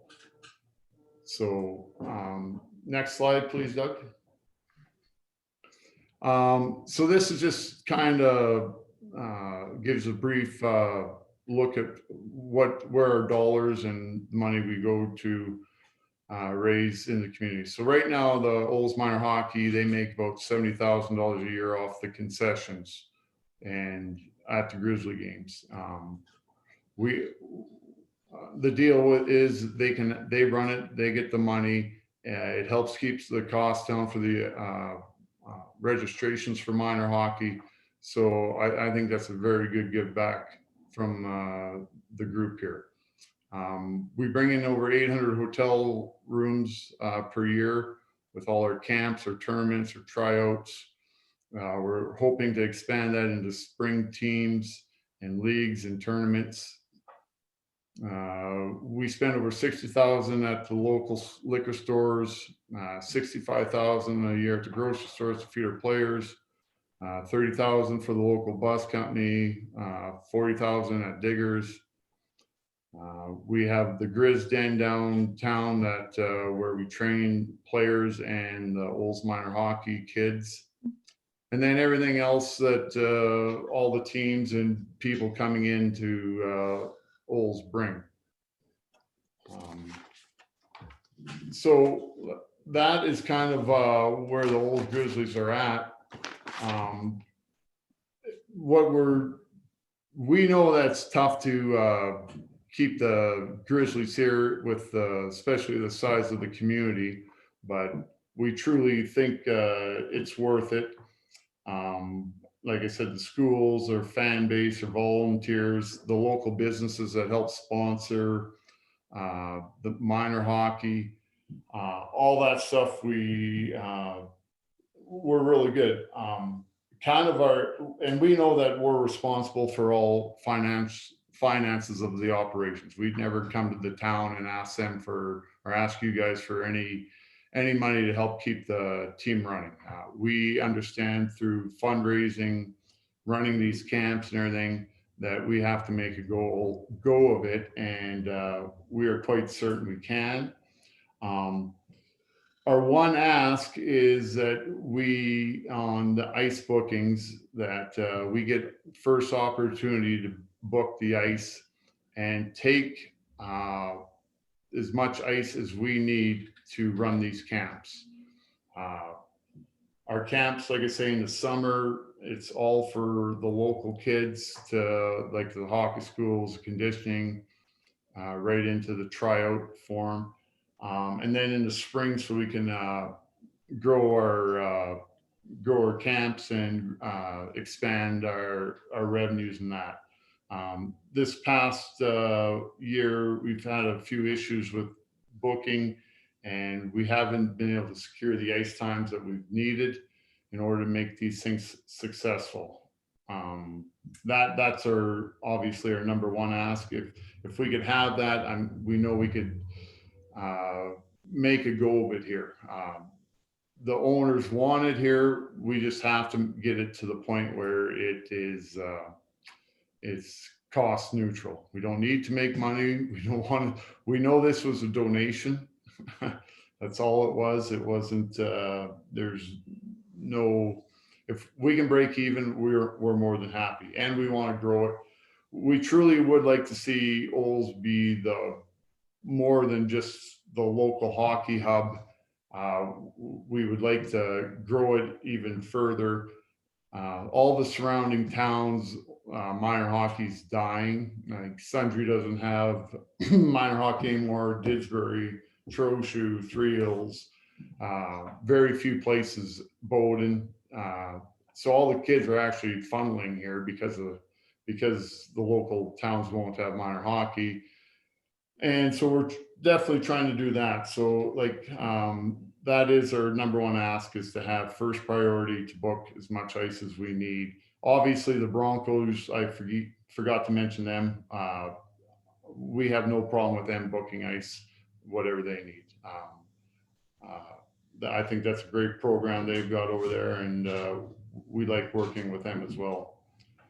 Our second ask would be, as positions became available at the sports complex, if the town would consider hiring our assistant coaches to be part of the rink staff. That would help us alleviate some costs. Obviously, they're very responsible. They all have been around the rinks lots. And obviously, I don't want to take anyone's job away from them, but if the spot became available and we could make the scheduling work, I think that would really help us as well. And then our third ask is we would like to see or start talking about doing a major expansion on the facility itself, knowing that we would have to come up with a good chunk of the money, which we're willing to raise. We've already got people talking to the governments about grants and all that stuff, but obviously we need someone or a committee from the town to help guide us and be a partner in that, if that's something that you guys would want. I would like to let the coach, Scott Atkinson, say a few words as well. I'll just give you a background on Scott. He been coaching for over 40 years. Has won numerous national championships. Coached numerous kids into the NHL, hundreds into NCAA schools in the States, as well as Canadian universities. He started the EDGE program, and his main reason, or one of his main reasons to come to Olds, was to have that Olds United, where he works with the minor hockey to develop the kids. And like I said, he enjoys being on the ice all day, teaching every level of kid. Doesn't matter if they're beginners or if there are players. The other thing I forgot to mention is we are trying to get as many local kids on the team. As you can see, we do have a lot from Olds and surrounding area, and we're just trying to develop that better, so all the local kids have an opportunity to maybe one day play for them. Scott, you want to say a few words? Sure. Thanks, Darcy. Can you hear him? He's Yep. on. Is he on We mute? can hear him. Yep. Somebody else. Hey, sorry. Good. Can you hear me now? Yep. Good. Well, thanks for having me. Thanks very much, Darcy. So I think just to kind of expand on what Darcy had said, with the overriding vision that I have for this place is to try to make the team as representative of the local community as possible. So right now we have 24 players out of 26 players are from Alberta, and 12 players are from within a 150-kilometer radius.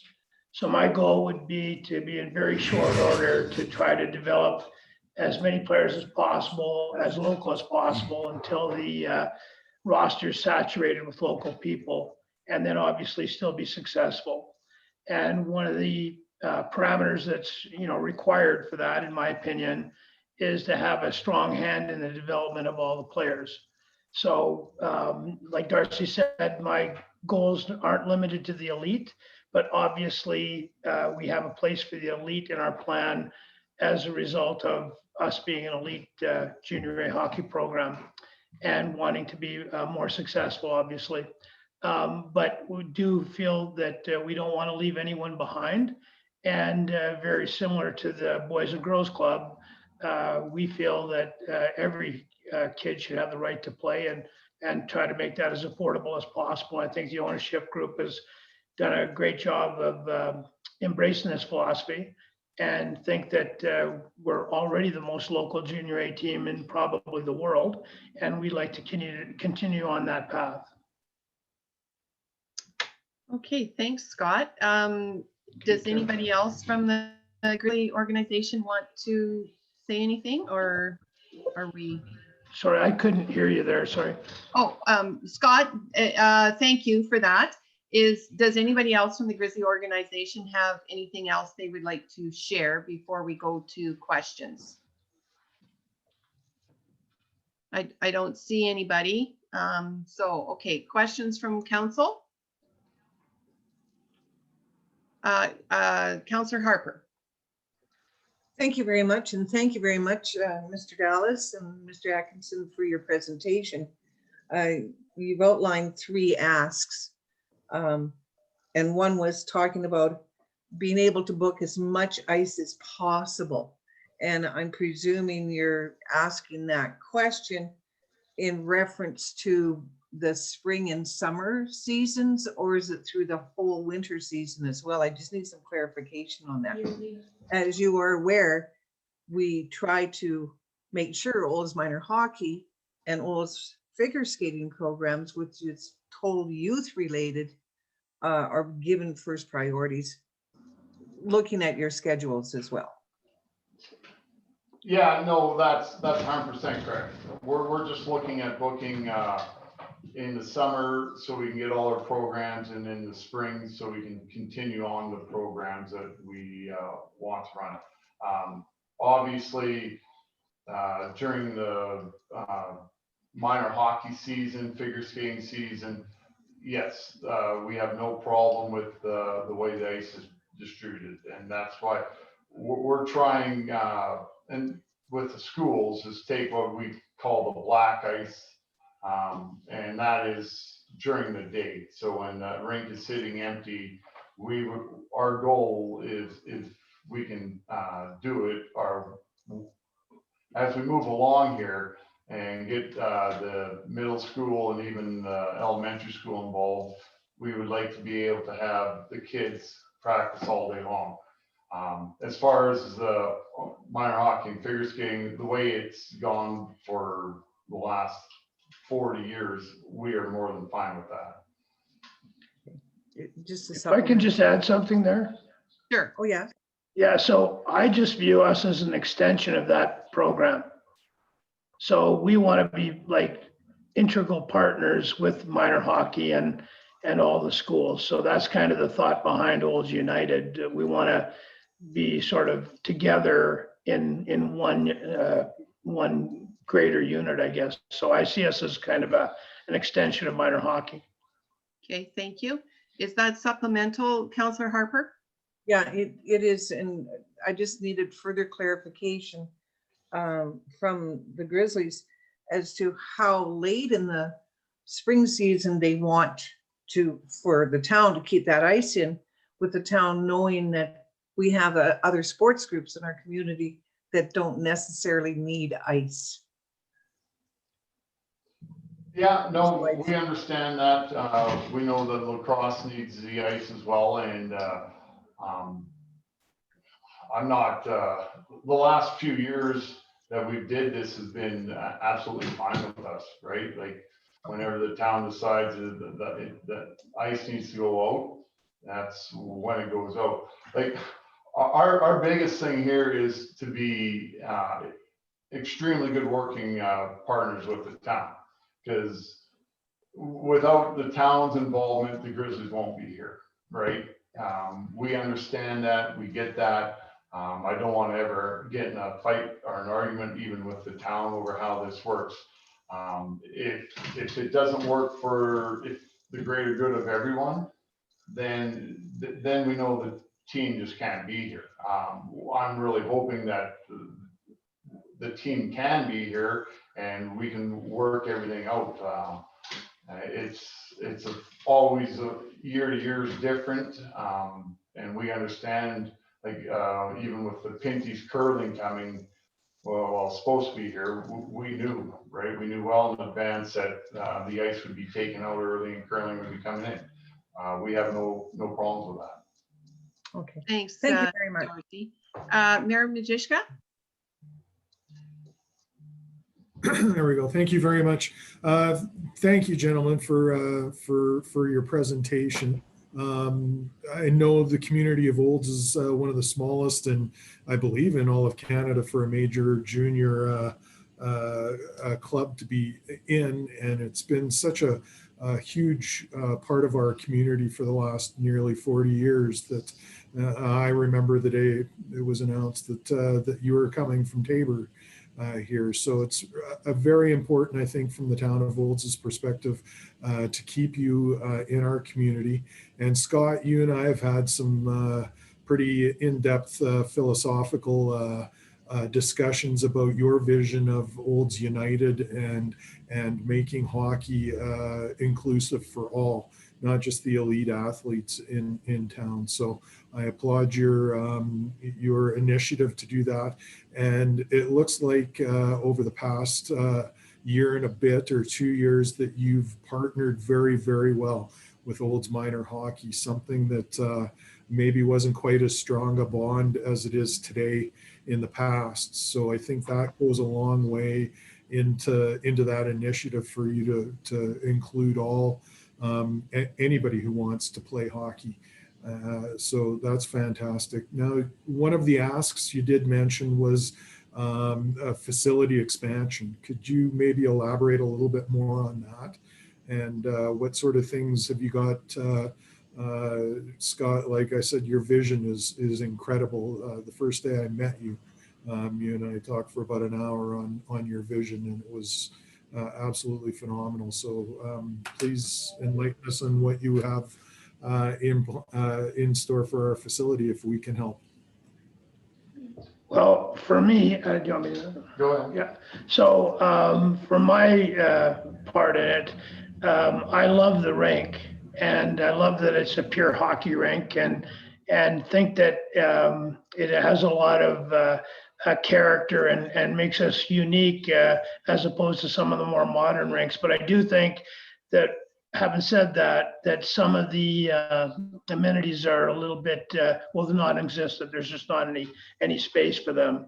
So one of the things that we've done is started to rent this facility in Uptown Olds, and really that's sort of meant to service the programs that we have planned, and obviously it would be more ideal to have a more dedicated facility that is built sort of to house the programming that we have planned, and would be nice to have it accessible to the rink. So really it's just about improved dressing room facilities for our team and other teams in the Olds Minor Hockey umbrella, more sort of training facilities that are dedicated to hockey development, as well as like general strength and conditioning and movement skills. And then, so have some sort of video capacity where the kids could get a more global hockey experience that would mirror other communities or other bigger communities. That would be the goal. Okay, we have Councillor Blatz and then Ryan. Oh, and then Thompson. Thank you, Deputy Mayor Overwater. Thank you, gentlemen. I think Nikki Grover's also on today as well for your presentation.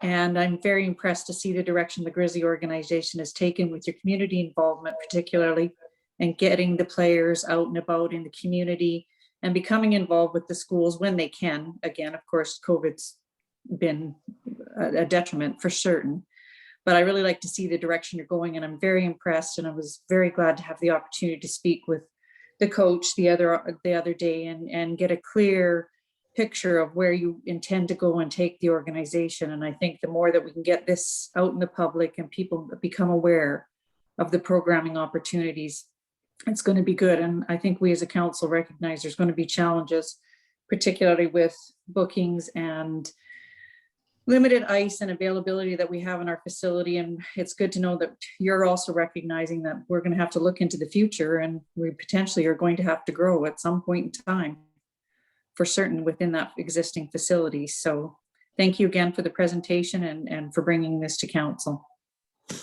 Councillor Ryan. Oh, thank you, Deputy Mayor Overwater. I concur with Councillor Blatz, what she just said. But I also, I do think that there was a sort of a separation between Grizzly and minor hockey a few years ago, and to see you guys coming together and working together right now is tremendous. I applaud you on moving towards that, and so if you're working together, then I don't see why you couldn't get the same priority as minor hockey with getting ice times that you need. And certainly for spring and summer rental on ice, having you go ahead of any kind of for-profit group would be my number one choice for sure. And I think all of council would be supportive of that. In fact, our policy says that local nonprofits are ahead. Anyway, I just had a question about the jobs though. I think, I think your assistants would be encouraged to apply for any job. I don't think we could give preferential treatment to them because I think that'd be an HR thing, but certainly Mr. Merritt has just put his hand up. I'm sure that he'd like to speak to that, but I do think that, they're welcome to apply if there was any jobs that came available, and certainly I would encourage you to do so. And perhaps if there is something that comes available, the town could reach out to the Grizzlies and say, hey, there is a job opening coming up. But to give preferential treatment, I think would be against HR policy. Mr. Merritt, if you wanted to Thank you comment on very that. much, Councillor Ryan. It's even more than against HR policy. It's not legal to do that. It certainly contravene a number of rules and regulations, but I certainly agree with your comment that they would be certainly welcome, and they probably have skills that would probably work well with us. So we do the basis of our hiring is to get the best people in to do the job, and it's not a secondary consideration, it's the primary consideration, and we look at all aspects of inclusiveness as well, and when we go for hiring people. So I was going to address that probably after the fact, but since you've raised it, that would be my comment. I would like to comment on the whole presentation, especially the Olds United. I think that's a great concept, and I think if user groups can come together and actually have a plan, it's going to be so much easier for all of us to make that work. And I also was very encouraged by the comments in regards to the Pinty's Cup, which is a very important part of our community, hopefully for 1 year, if not more, and your comments about lacrosse. I do have one thing, and maybe Doug can answer it. We are doing a recreation master plan for the region, which Olds is obviously a critical part of. And are the Grizzlies participating in that plan? Because if they have a concept for the future, it would be good for the consultants to hear that. If not, it would be great for council to get that so they can communicate it to the consultants, because this is a 10 to 15 year plan into the future, not just a 1 year plan. Very good. Yes, thank you, Mr. Merritt. They have been identified and invited to participate. So I guess the question would be to them, have they accepted that to participate with our consultant? They were invited to do so, yes. I see Gary Gadet, you have your hand up. Yes, I did speak with the consultant. I had a lengthy interview with him for about an hour, and it was for multiple hats, and the Grizzlies was one of them. Okay, and hopefully the conversation went well, and everybody can fill out that survey that was online. I think that was an important survey that everybody should fill out.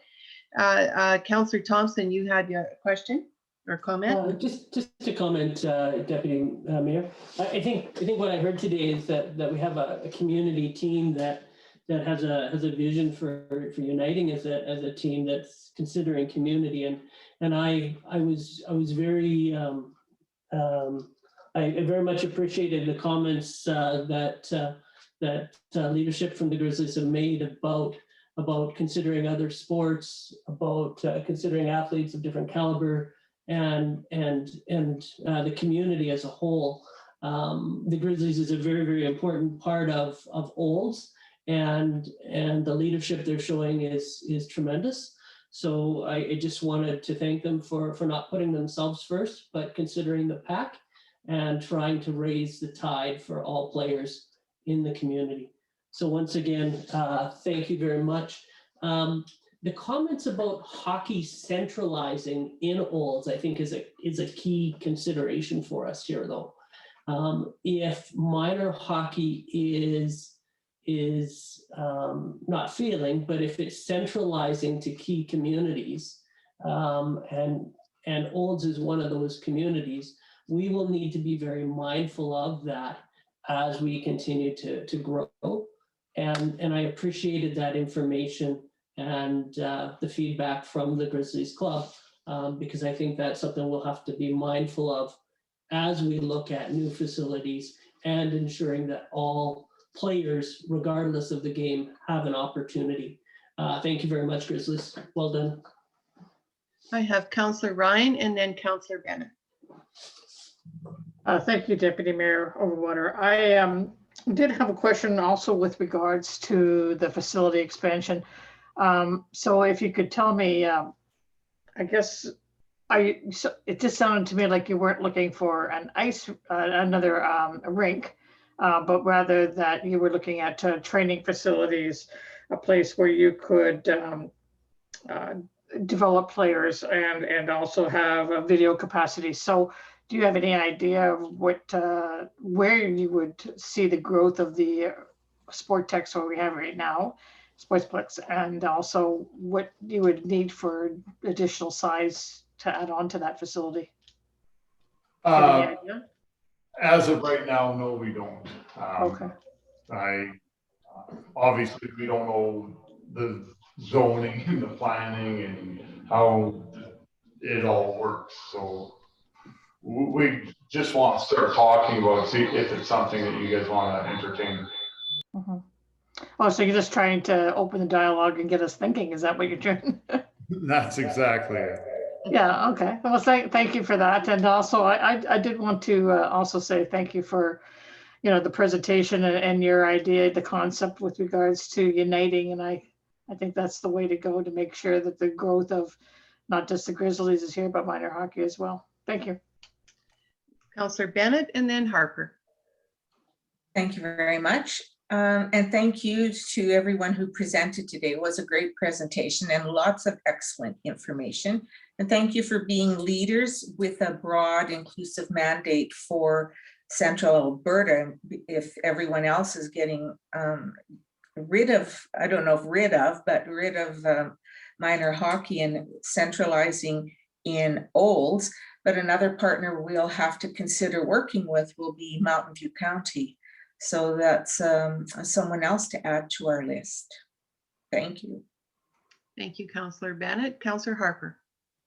Once again, thank you very much to Mr. Darcy Dallas and all the group. I just thought I'd mention that, what's old is new again, what's new is old again. That was the vision of the people who originally invested in the Olds Grizzlies 40 some odd years ago. was to give local youth, area youth, an opportunity to play high-level hockey and to work with Olds Minor Hockey.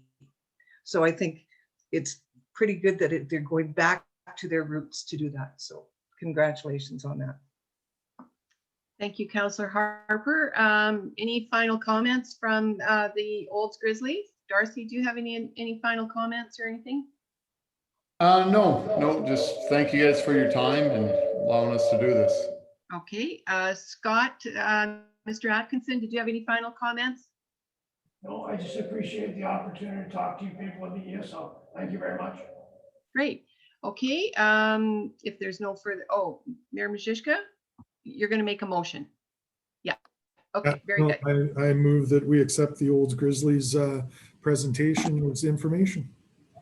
Very good. And I too agree that that was excellent information. I think it was more information than that we've had in a long time. So thank you again for coming and presenting. And we look forward to further discussion with the Olds Grizzlies. Okay, so I will call a vote. All in favor? Carried unanimously. Thank you again for all of the Olds Grizzly participants. Thank you. Okay, we'll do business arising from minutes. Is there any? I don't see any. All right, moving on. We have no bylaws. And I have a request for a short bio break. So that will be about 5 minutes, if that is okay with everyone. All right, very good. 5 minutes. We shall return at 3:15. How's that?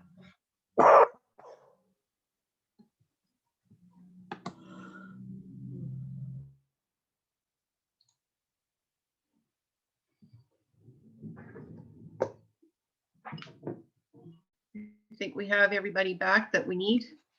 So we're going to go into new business, pages 54 to 77, 7A, spring budget adjustments. And I'm not sure if Mr. Merritt wants to introduce, or we just want to go directly to Ms. Linderman.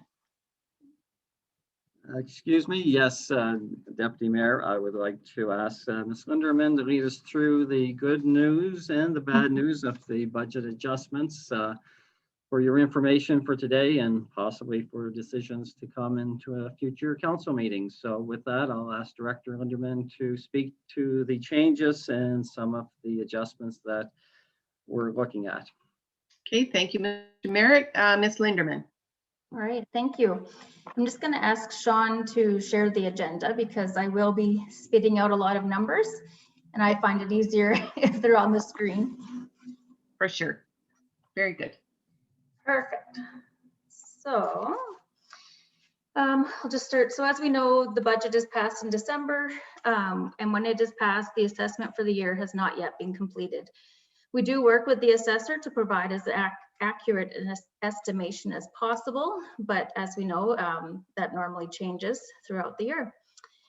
So in the original 2021 operating budget, we had estimated that there would be a 2% reduction in assessment for residential properties and a 5% reduction in assessment for non-residential. When the actual assessment values came in last month, we did not see as dramatic a reduction as was anticipated. So this has resulted in an increase in tax revenues of $364,787.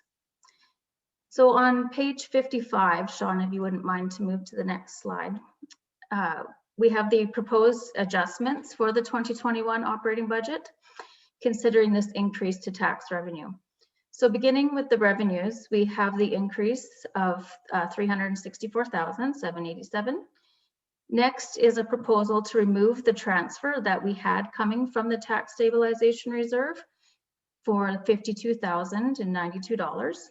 So this would leave us with $312,695 for any further adjustments. So next we have listed some expenses. So under the Office of the CAO, we have an increase to contracted services of $10,000. Under the RCMP, we have training, an increase of $1,500. Also under RCMP, travel and sub, an increase of $2,000. Also RCMP, repairs and maintenance building. This is for shelving and painting for $8,000, and an increase to general goods and supplies of $1,000. Under municipal enforcement, we have an addition of a bylaw officer / summer student. This is for a 4-month period at a cost of $15,300. That does include $1,000 for minor uniform adjustments. Under fire, we have contracted services for mediation costs of $15,000. Under new to you, repairs and maintenance for the building. This is for a door and a ramp of $5,600. This would be offset though, the next line, by a reduction in community support, because as you know, new to you is all funded through their revenues. Under the aquatic center, we have general supplies and goods. This is for the membership fobs, $2,500. Under Sportsplex, repairs and maintenance, this is a compressor motor. As we know, our one motor went down here last month, and Peter would like to replace the other motor at $5,000. Parks, under skate park repairs and maintenance, this would be a carry forward from 2020 of $10,000. Again, under parks, tree replacement to increase the ratio to 2:1, $17,500. And under splash park repairs and maintenance to have spare pumps on hand of $7,000. So the total of these expenses is $94,800. And should all of these be accepted, there would still be $217,895 remaining. Outlined here, I have 2 possibilities that we could possibly use these funds for. The first would be to provide tax relief to residents and business owners. Just a little note that 1% is equal to $96,600. Another option would be to provide employees with COLA, and again, there's a few different options as to percentage and the dollars associated with that. If we go to page 74, Sean, sorry, just kind of skipping around. Oh, sorry, no further. The tax scenarios. The page numbers on your don't match up.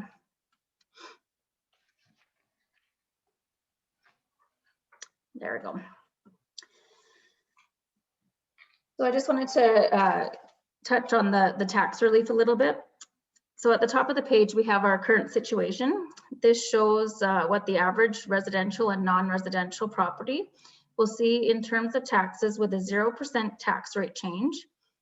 That is what we currently had in the budget. So I do want to reiterate that these calculations are all based on averages, and as with any average, there will be properties that fall below or above this. So shown here, you can see that the average residential property has seen an increase to their assessment of just over 1.6%. So this will result in an increase to the municipal portion of their taxes, even with, as I mentioned, a 0% tax rate change. The education tax on residential side has decreased, and seniors housing has increased. So the total impact to the average residential property will be a decrease in their total taxes of approximately $8. So when we look at non-residential properties, we have seen a decrease to the average assessment of just under 3%. This results in a decrease to the municipal portion of the taxes. But unfortunately, there is a substantial increase to the education portion on non-residential properties, and then a small, slight increase to seniors housing. So the overall impact will be an increase for the average non-residential property of approximately $632. So just to give council an idea as to what some tax relief could possibly look like, below this, I've shown an example with a tax rebate that is equivalent to a 2% tax rate decrease. So just to be clear, I would highly recommend that the actual tax rates do not change, but instead a rebate is given that is equivalent to the tax rate decrease. So as can be seen, a rebate that is equivalent to a 2% tax rate decrease. The average residential property would see a rebate of $37, and the average non-residential property, this would equate to $148. A 2% rebate to both residential and non-residential would cost approximately $193,000 in tax revenue. And with that, I will open up the discussion here for on the operating section before we move to capital. Questions? Councillors? No? Oh, Councillor Thompson and then Mayor Majishka. Councillor Thompson? Okay, so if I understand it correctly, thank you, your Deputy Worship.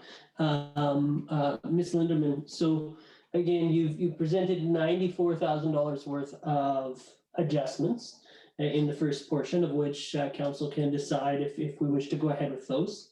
You've provided the information on what a 1% rebate would be, and at 2%, it's $193,000, and that would be equitable to both home to residential and non-residential people. It is, most of these increases appear to be coming from the educational component of the tax and some to seniors. So these are provincial taxes that we would be using municipal dollars to return to residents. Is that correct? So on the non-residential side, yes, the provincial education tax has gone up. It's all based on, they use the equalized assessment going back 2 years. We use assessment only going back 1 year. So when there's that huge fluctuation, as we've seen in our assessments, it hits harder in some years than others. But yes, in essence, you're correct. We would be using municipal dollars for provincial requisition. Thank you. Okay, Mayor Majishka? Thank you, Deputy Mayor. Ms. Linderman, in the proposal at the top of page 55, I guess, you denote repaying the $52,092 back to the tax stabilization fund that we used to achieve the 0% tax hike in December. Now, a little further down the page, you have the tax stabilization balance at 284. Does that include the 52 coming back, or is the 52 coming back in addition? No, that does include it. And so that is at the max that is set for that reserve as of 2019. So once we're finished our 2020 audit, we will be able to top that up a bit as well. The max on that reserve is 3% of revenue. So. Okay, excellent. Thank you so much. Okay, we have Councillor Harper and then Councillor Ryan. You're on mute, Councillor Harper. Sorry. Could you explain a little bit about the training for the new employee with the RCMP as well as the travel and subsistence? I thought RCMP trained their employees through their funding. So maybe Director Andrew wants to answer that. Sure, thank you. This training is for the municipal employee due to retirement that we had here this spring. So this employee is actually trained and paid for by the town as part of their service level. And so the training is part of the training costs, and then the travel and subsistence is obviously the to and from for that anticipated training. I have to ask this question. Have we done this before? I don't recall seeing this come forward before. So in the, sorry. In the past, we haven't actually budgeted for training within our CMP. I'm just going to quickly go over there. And so they do have some minor travel and sub when they go to court and such, and it's just been kind of coded to in other GL codes within our CMP, but this would help bring it into alignment. Okay, Counselor Ryan?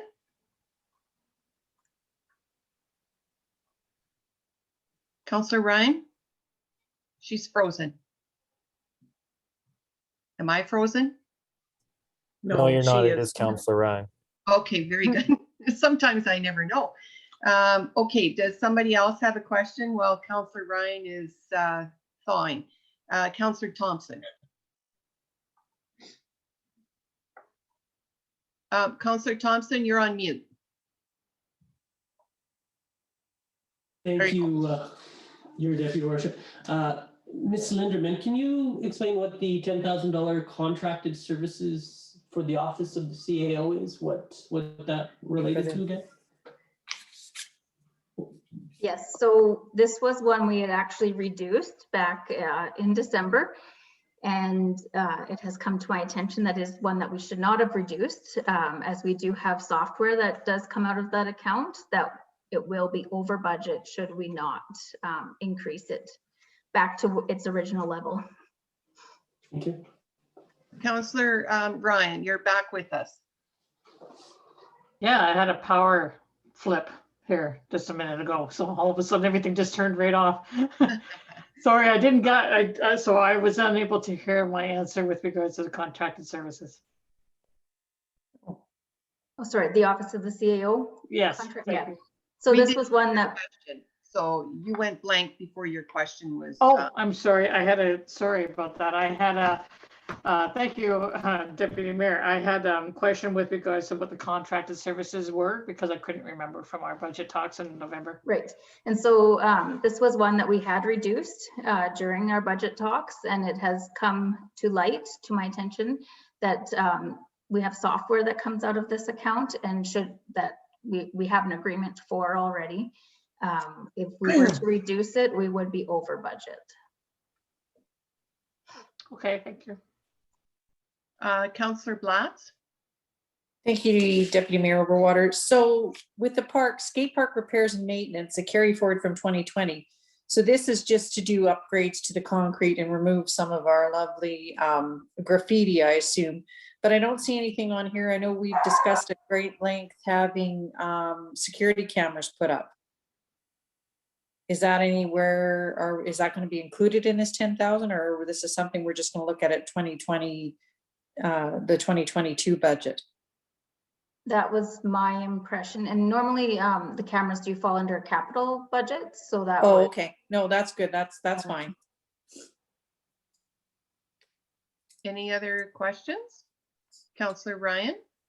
Thank you, Deputy Mayor Overwater. I have a question on the totals. So then if we looked at everything that was on this list of that Director Lindeman has provided at the 94.8, and then we add in the 2% rebate, which would be 193.2, I get a total left over of about 29. Is that correct?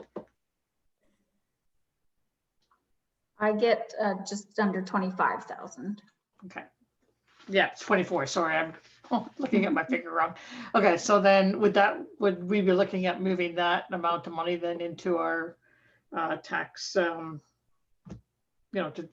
cover the taxes for later on? The tax stabilization fund is what I'm talking about. If council so chooses, that could be moved to this tax stabilization fund. The other option would be looking at the COLA options for employees. Okay. Yeah, I have a question. Sorry, Counselor Ryan, were you finished? No, I'm good, thank you. Okay, the municipal enforcement bylaw officer summer student. Did I miss this whole conversation about a summer student for municipal enforcement, or is this new?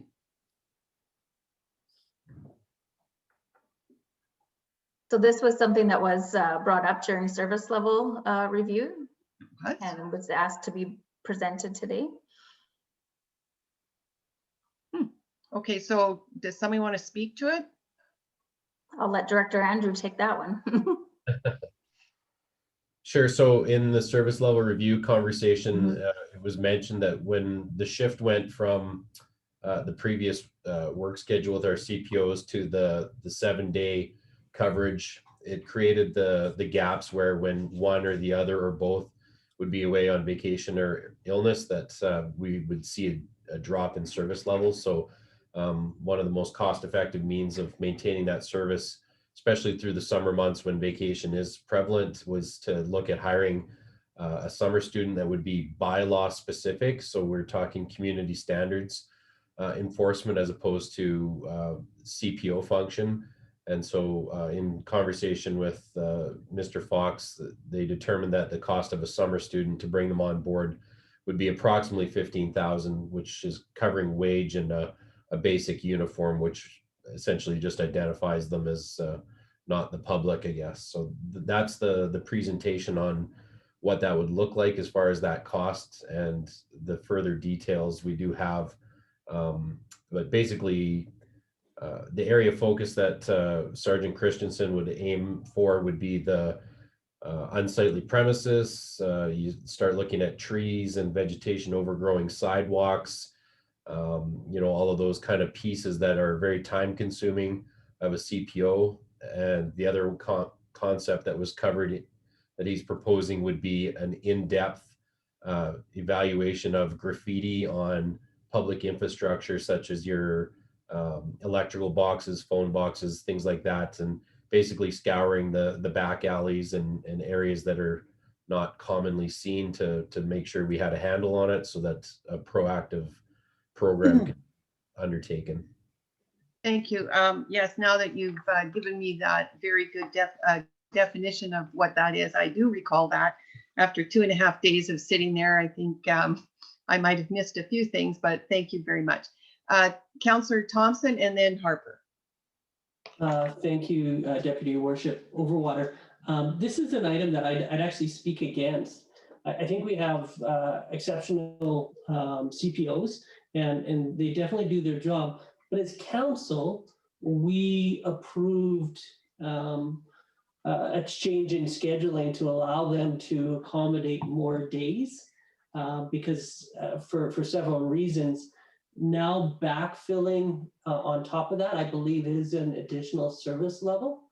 And I don't know that we need to have 7-day-a-week bylaw enforcement in the community of Olds. And so it's not a level of service that I want to contemplate. I don't believe it's required. And I would speak against this one. Councillor Harper. Two things.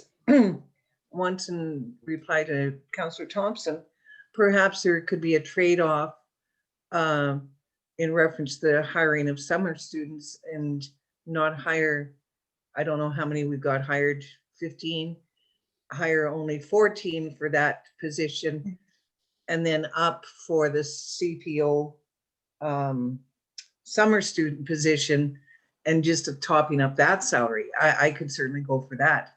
To provide that relief. But I want to go back to the fire, and it says contracted services mediation. Okay. I don't want the. Sorry, just a minute, Councillor Harper. CAO Merritt, did you want to comment on this one? On before we that go to specific something one, I else? do want to comment because there was a business case presented in the 2021 budget in regards to 15 staff people. I'd have a concern with trade-offs being made unless we revisit a lot of other things.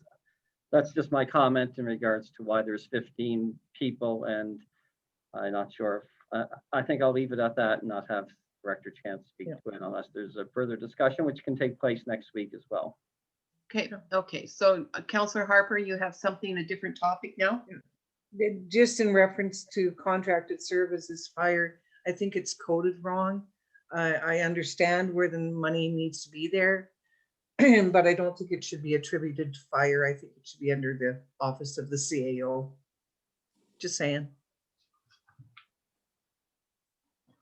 I don't know. Somebody want to Noted. answer? Yep, for sure. I'll speak to that if you let me, Deputy. Sure. Yeah, it's either one of those two spots because of the situation that's specific to fire. That's why it was placed there, but it can easily be under the office of the CAO as a general service. Okay, Councillor Ryan. Thank you, Deputy Mayor. You know, I do have a concern with regards to the municipal enforcement as well. I I don't agree about the 7 days a week. I think the whole idea was to try to get a 7-day week coverage, but I don't think we need to fill in every single gap that is being made because of doing 7 days a week. I'd like to have them around on the weekends, but I think the way Sergeant Christensen has done the scheduling has worked out. But I don't think we need to fill in the gaps that are there just for bylaw enforcement. And I think they're doing an amazing job right now, and I just don't think we need to increase the service level at this time. That's my feeling as well. Thank you, Councillor Ryan. I would just like to make a comment. I think, you know what, we have 2 bylaw people, and I think sometimes we have to be cognizant that there is only 2 bylaw people. Mhm. And when there is holidays or sick days or something like that, you know, there needs to be some sort of coverage, because I know this council has advocated about us almost having, you know, coverage all different parts of the day and all different parts of the week. So I don't have a problem with this this position. Councillor Blatz. Thank you to Deputy Mayor Overwater. That was going to be my comment. And I believe that when we did have our discussion during service level, and correct me if I'm wrong, Justin, but I think that Eric explained to us that this was to cover for a vacation, and everyone is entitled, rather than leave a big gap in coverage. And, you know, I mean, perhaps maybe next year we should look at, as Councillor Harper has said, reducing maybe some of our summer staff and replacing it with this individual. Or, as I also indicated, I think it's time perhaps maybe we looked at someone within our own organization that potentially could work part-time and have some additional coverage, and what kind of training and resources would we need for that. And I also questioned at the time if we already did not have someone on staff that was trained to cover. But I think the bottom line here is we need to make sure that our municipal enforcement officers are entitled to have some time off during the summer. And if we have the availability to get a summer student, then I think that that's something we definitely need to look at. That's just my opinion. Thank you, Councillor Blatz. I have Councillor Bennett and then Mayor Majewska. I too will agree to have this spot filled. Bylaw needs to have their vacations when they choose to have vacation, as well as any other employee. And as well, nobody knows when they're going to be ill, and nobody knows how long they're going to be ill for. An accident may happen and someone can't attend to their work schedule. So this one, I believe, is one that we can look at having over a 4-month stretch. Thanks. Is warranted, yes. Mayor Majewska. Yeah, no, I'll agree with that as well. I think part of the risk that we run is if we don't fill this position, when one of our 2 CPOs go on vacation, the workload on the one that remains is astronomical. I think we risk burning out our employees in that manner. So no, I fully support this particular position. I think it's relatively cheap. It's a very economical way to make sure that those 2 individuals don't experience burnout, which we're all subject to when our workload gets doubled for, you know, a 2 or 3 week period in the summer. And I caution against shifting one of the 15 summer students that we have already put on the roster, as we have cut that budget considerably over the last couple of years as well. Parks and rec and operations also need that help, but there's a lot more work during the summer months than there is in the winter months. And I think we've got that particular line item down to the bare bone already. So I would not suggest pulling one of those 15 out of that area to fill this position. Thank you. Councillor Ryan.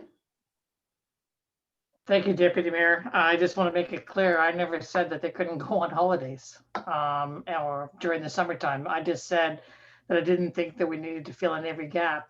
And we've been running this way with two for years. So why the change now? That's my opinion, and everybody's entitled to that. So there you go. Okay, Councillor Thompson? I concur with Councillor Ryan. Bringing in somebody for 3 or 4 months to cover off 2 or 3 weeks doesn't make sense to me. Okay, that's a comment. Director Andrew. Yeah, thanks. So the one thing I just wanted to make sure that we were clear that that we've been running this way for several years. So the big thing is there was a big change when Sergeant Christensen came, because previously we had a bylaw officer and a CPO and was at a different level. And so with the hiring and bringing in the program with Sergeant Christensen, increased the level of service to having 2 CPOs. So when you have bylaw that wasn't active, would be a different service, or perhaps a risk. I'm not sure if I use the right words there, as opposed to when you start to lose both of your CPOs. And so that changes the needs in the community when one or the other of these CPOs are off now for any length of time, I guess is what I'm trying to get at. And so if we could alleviate the bylaw pressures, which seem to be the ones where we get a lot of the most vocal criticism or questioning from the public, they're the typical things where somebody would ask for service in a very timely fashion. And so the only liability, I guess, that it creates for us as the municipality is where if we were in that circumstance where either one or both were off for a week, then that's when we start to field the calls where I reported this on Monday and why haven't I seen action on it on Friday?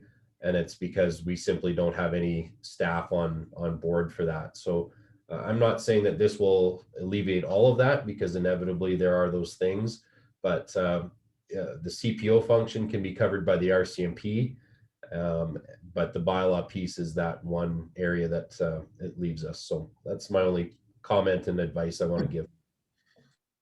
Thank you, Director Andrew. Councillor Harper? I would support the summer student position.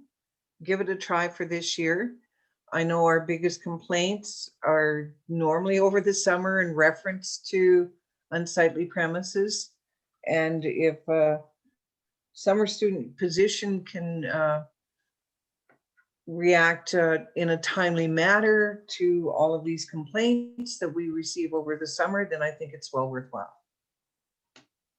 So we'll just have to make sure that that's monitored and we have some statistics for next year.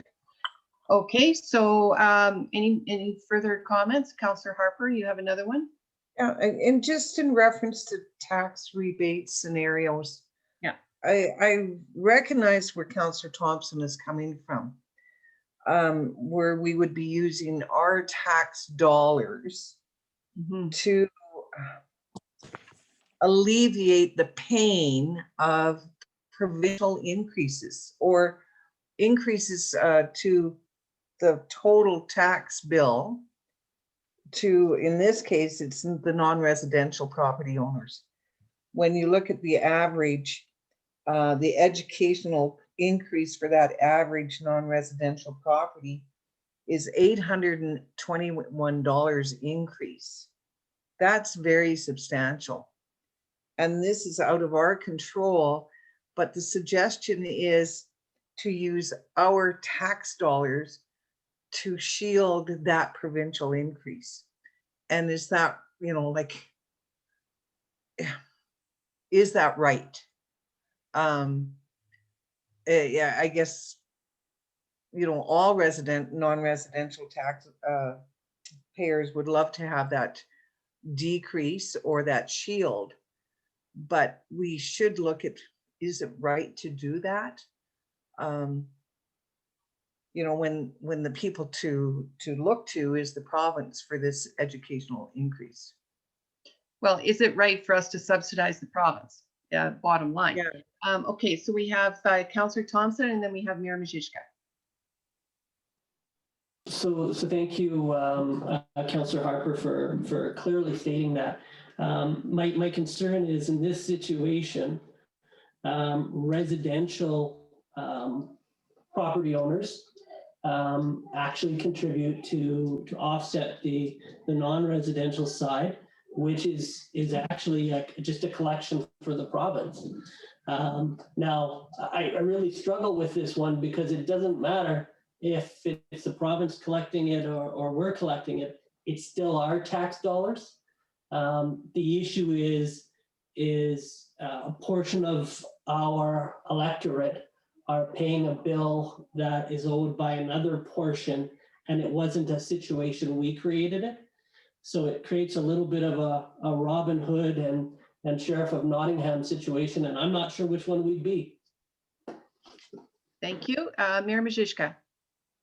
Thank you, Deputy Mayor. I fully agree with Councillor Harper and her analysis of it. The sad part is the perception on the street is that this is all one big bill, and rightly or wrongly, all residents and non-resident owners view this as money coming to the town of Olds.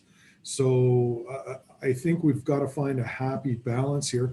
We've been downloaded with so many cuts from the province with regards to capital and other issues that the town of Olds is already absorbing. I think we need to maybe do a little bit of better education to our residents so that they do understand that this massive jump in their tax bill to non-residential especially is due to the provinces downloading, not the towns. Yes, we're the collector. Yes, we may be the sheriff in that scenario, but at the same time, it is going to the province. And I think we just need our residents to understand that in a 2% tax rebate scenario where non-residential, we're actually dropping our portion that we get to keep and use by $206. The province is still raising it $821. So it doesn't feel, especially when you're sitting there writing that check, I can see it's a pretty tough signature on that check. But we need to make sure that all the residents of our community understand that is the province downloading it once again onto our shoulders. Thank you. Thank you, Mayor Michael. CAO Merritt. Just to follow up on that comment, every year we do put a supplement with the tax bill indicating who is responsible for what taxes. So we do divide it into the three categories. And while we may explain it that the education property tax is going to be the increase, most people look at the bottom line at the end and say, well, my taxes either gone up or down, so to speak. But we do explain it to the best of our abilities, but this is a provincial tax, the property education tax. Thank you for that. I would like to bring up the item number 2 on the COLA. Where is council feeling on the COLA? Would like to hear from council on that. Nobody wants to speak on it? I mean, I have a, I feel bad that we didn't, give that to our staff. I think maybe if we do have some extra money coming back from the assessment, that maybe we should, go back to the COLA that we could give to our staff. The comments, Mayor Michael, you had a comment, and then Ryan, and then Thompson. Throughout and part of this issue has been on my shoulders here. Throughout the pandemic, council has praised the EOC and the individual employees at the town of Olds who work in that department because of the extra work that they've done there. But I think we've been a little bit lax in the rest of our employees. The town of Olds has in all the comparisons that we do to like municipalities, we have one of the best overall staffs there is in the province. right from reception to operations to the aquatic center, every employee in the town of Olds has stepped up to the plate and worked incredibly hard, always, not just through COVID. And I think we don't shed enough light on that. And a part of that has been the tough decision that council had made to freeze COLA this year. And we appreciate the fact that the town employees have taken that in stride. And we appreciate all the hard work that they continue to do. I know it's a really difficult situation, but there are a lot of people in our town who have no work at all. Not to diminish anything that our staff has done, but I think we need to appreciate all of our staff, not the EOC, just not the people that are in this building here at the administration office, but every employee at the town. Thank you. So I'd like some clarity. What are you saying? Yes to the COLA? We can have a debate next week at regular council. Okay, thank you. Okay, we've got Councillor Ryan and then Councillor Thompson. And Thank you, Deputy Mayor. That just sounds like a lot of waffling going on there. I do appreciate all the staff and what they've done for the whole past year. But I can't, in all good conscience, accept going ahead with a COLA when, as our mayor just pointed out, there was a lot of people who lost their jobs during the year and who do not have employment, and it doesn't even look good for this year at all. And I can't even point to one person that I know of that received an increase, and so I wouldn't want to have this windfall that we've had because the assessment's gone up, go to that and then say no to giving a rebate to our taxpayers. So that's my opinion. I'm not in favor of it. Okay, Councillor Thompson. Thank you, Councillor Overwater. The difficult part about conversations like this, I think the CAO said it very eloquently earlier. He said, if we're going to open up that discussion on those 15 employees, we got to open up the discussion on everything. And these topics we're having are after that, the rest of the debate around budget. I think council made a sound decision on COLA. It was unfortunate, but it was based on reality and where budget is. At this time, we have other reserves. For example, the RCMP, we know we're going to have to make some back payment for salaries and things like this in the near future. I think at this point, we need to get off the fence and just be clear. It was a tough decision, but we made it, unfortunately. If we're going to make any further investments, I think they need to be strategic. Otherwise, these funds should go back into the reserves to cover off some of the other deficits that we're going to face. Okay, thank you. Councillor Harper?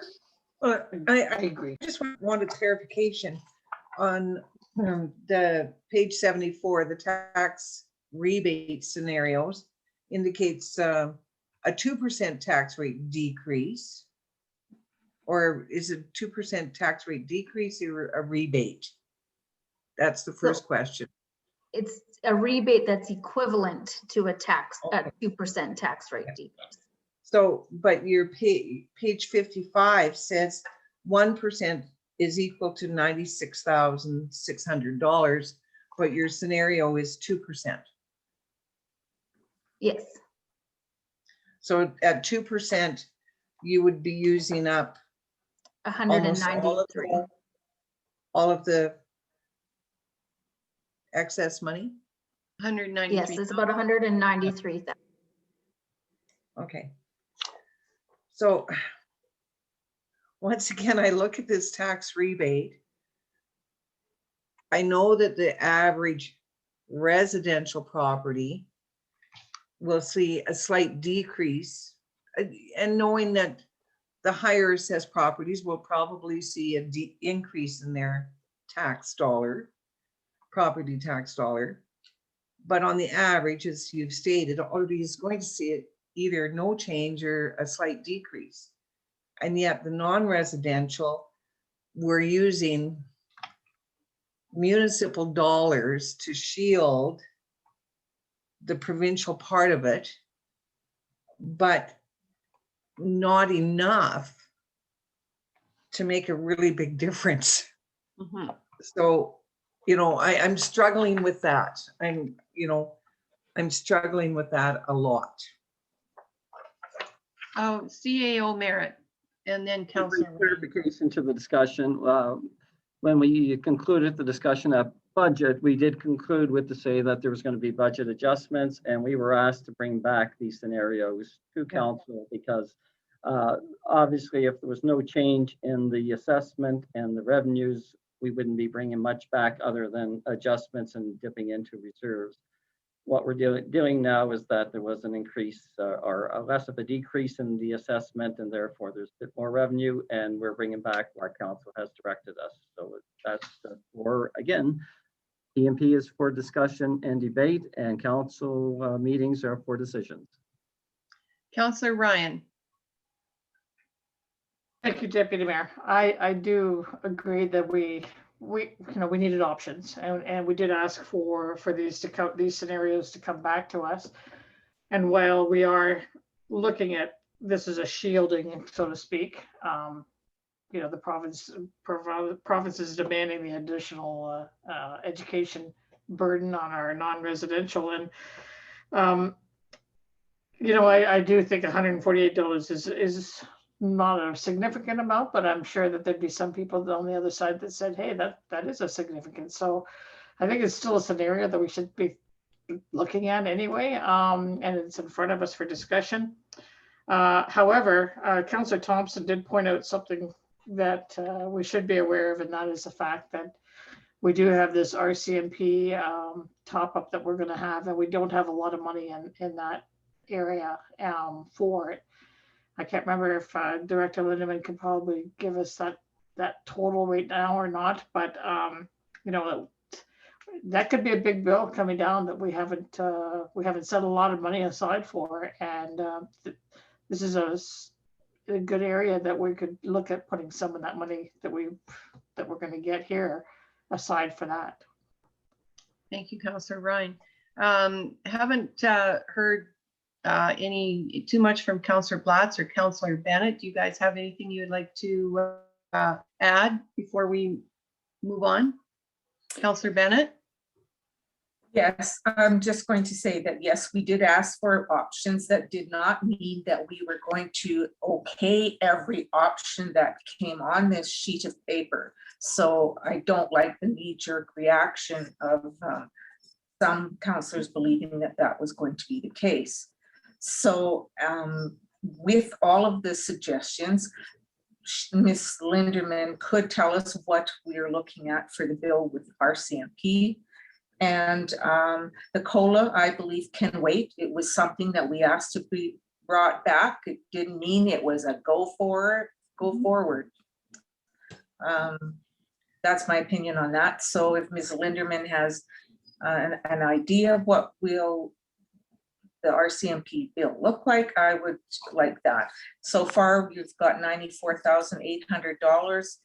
And that would be from the $312,695,000. So if we want more in reserves, then we have the room to do so as well.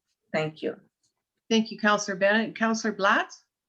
Well, I did have my hand up at one point in time, but the mayor pretty much covered my comments. So again, we're here just to discuss this, and we've been given the options we need, I think.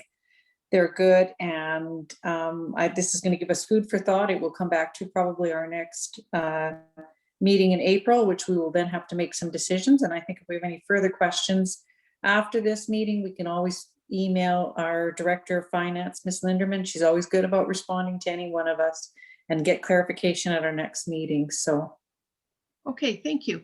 So if there's no further discussion, I don't see anybody's hands up.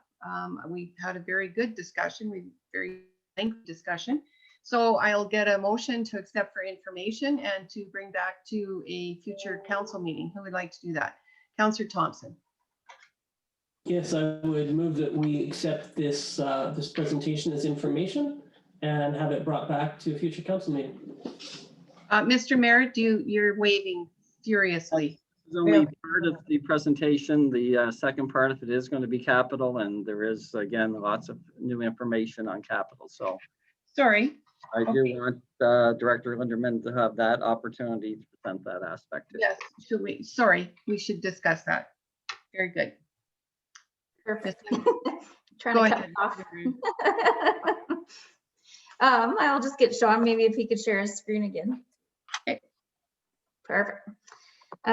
So actually, if we can go to the very last, I think it's page 77 in the agenda I have. I wanted to talk about MSI quick before jumping into capital. Just because, yes, I think it's right after this one, Sean. There we go. There you go. So quite a few of our capital decisions being proposed are based on MSI. So as I had mentioned in my provincial update to council last month, we are going to see an increase to MSI for 2021, followed by a significant decrease in 2022 and 2023. So in the currently approved capital budget, we were anticipating 1.88 million in MSI funding. Our 2021 allocation has come in at 2.5 million. So this is an increase of about $600,000. This, along with 2020 carry forward and the proposed changes that I will go through shortly, will leave us with an anticipated $1,276,632 at the end of 2021 that can be used to help even out the MSI funding in 2022 and 2023.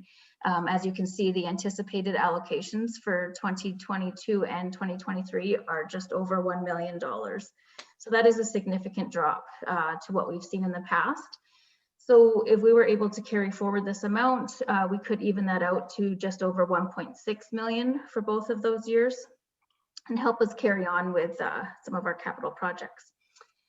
All right, sorry, Sean, if we could go back up to page 55 now, we'll go through all the additions and deletions and carry forwards that are being proposed today.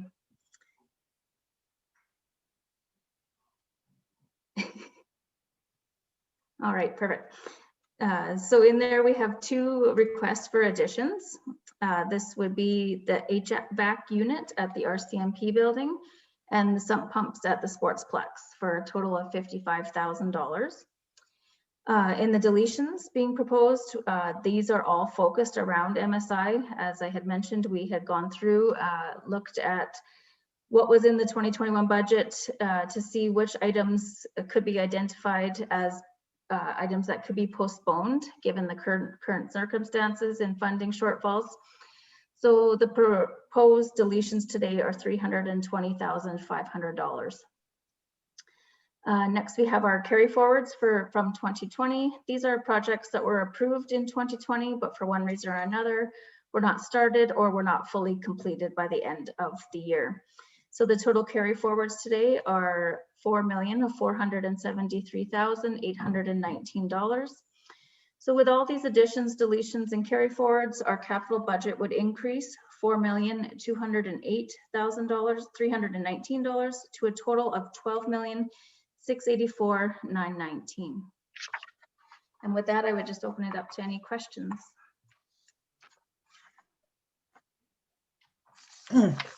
Anyone? I don't see anybody's. Oh, there's Councillor Harper and Thompson. So just a question, just for clarification. So a lot of these additions to the budget, capital budget, are a result of the MSI trying to use MSI funding and even it out over the next few years? Yes, so the deletions are to help even it out. The additions are things that were identified as needed. The reasoning they are coming from MSI funding the additions is that with MSI, there's a certain threshold for your projects, and these would help us to be able to make that threshold for the indoor facilities. Thank you. Okay, Councillor Thompson. So that explanation actually looks after me for the most part. But I got one just really nagging question that popped out at me. I've been to a few Grizzlies games, and while I'm there, they sometimes have really talented people that sing. But the speakers in that facility cause me to check for hearing aids that I don't have. And so I would strongly urge us to look after the sound system in that facility so I do not confuse myself with someone who wears hearing aids. Good point. I think that's been brought up before. Any other comments on the Capitol? Councillor Blatz. Thank you to Deputy Mayor Overwater. So I'll go back to my earlier question then in regards to security cameras in the Centennial Park area there. Director Linderman indicated that that would be under capital, and I don't see anything here that would be in addition to our budget. And I know it is something we did discuss at service level, and I'm wondering if it's not warranted sooner than later with the amount of vandalism that's been done and our current conversation, even in regards to the bathroom facilities not being opened. And one of the things we did discuss earlier this morning in our meeting was the fact that perhaps if we had security cameras, we would be able to leave those facilities open on a more regular basis. Now, the past year we couldn't due to COVID, that's understandable, but I'm just questioning, will that be something then I guess we would look forward to in our 2022 capital budgets, is these cameras? CAO Merritt. Thank you, Deputy. That's what we indicated, that we'd be having a business plan. We would be reviewing our policy. Okay, sorry. With that, and a business case would have to be developed so we could identify to the best of our abilities what the cost, any increase would be. Centennial Park may require some digging or some linkage to a different area from a different area. So that would be all part and parcel with the business case. Okay, thank you. Sorry, I missed that. Any further questions for Ms. Linderman on the Capitol? Councillor Ryan. Thank you, Deputy Mayor Overwater. I do have a question, and probably Scott would have to answer this, the effect of deleting our infrastructure studies on these on water and wastewater. I'm just concerned about asset management and having these things deleted.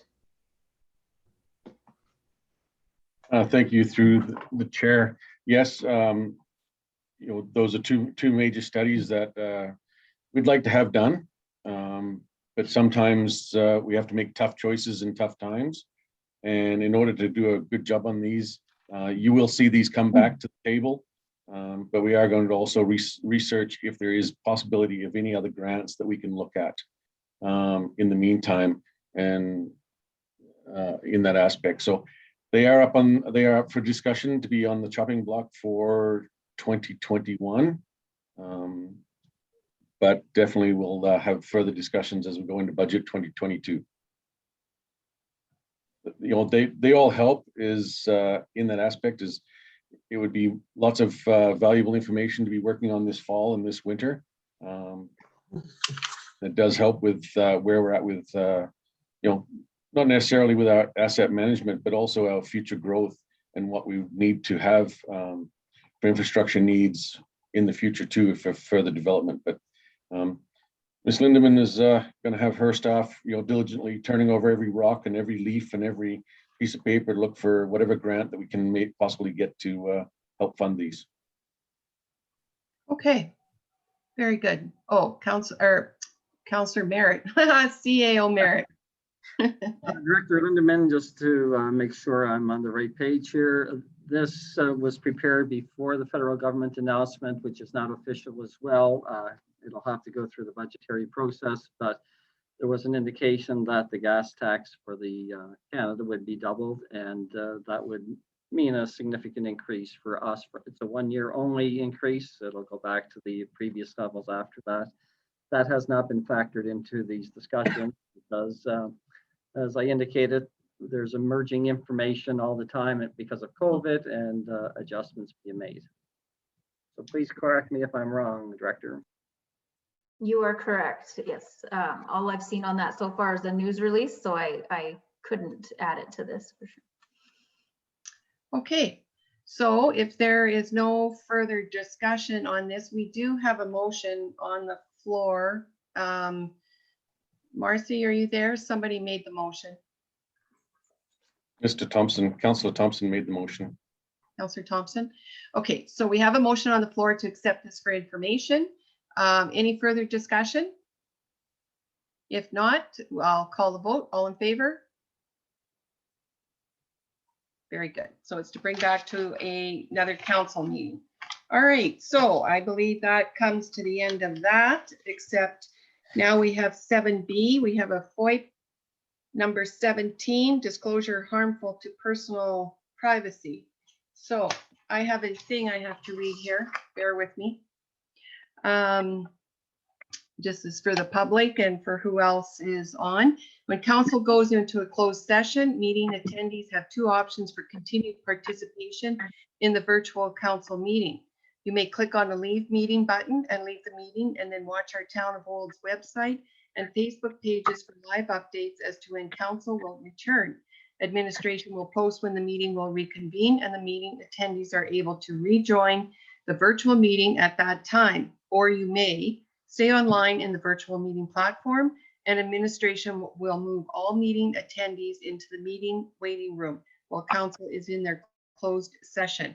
Once council has returned, all meeting attendees in the waiting room will be brought back into the open meeting forum. So I need a motion to go into a closed section, and who all will be staying, and who's going to make that motion? Councillor Juan Labs is going to make this motion. Go in FOIP 17, disclosure harmful to personal privacy. And we're going to do that at 4:14. And who would you like to stay, Mr. Merritt?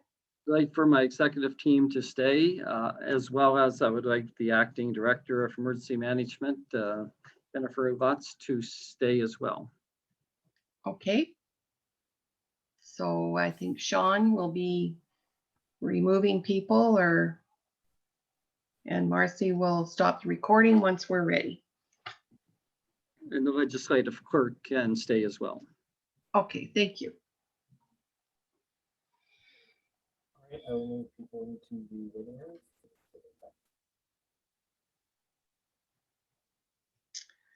room. You are good. Thank you, Sean.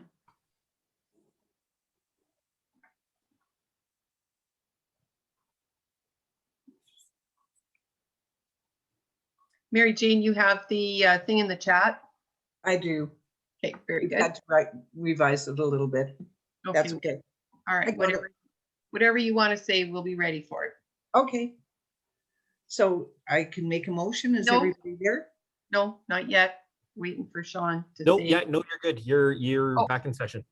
Okay, very good. All right. Well, thank you everyone for waiting patiently for us. And we do have a rise and report, which I believe Councillor Harper is going to do.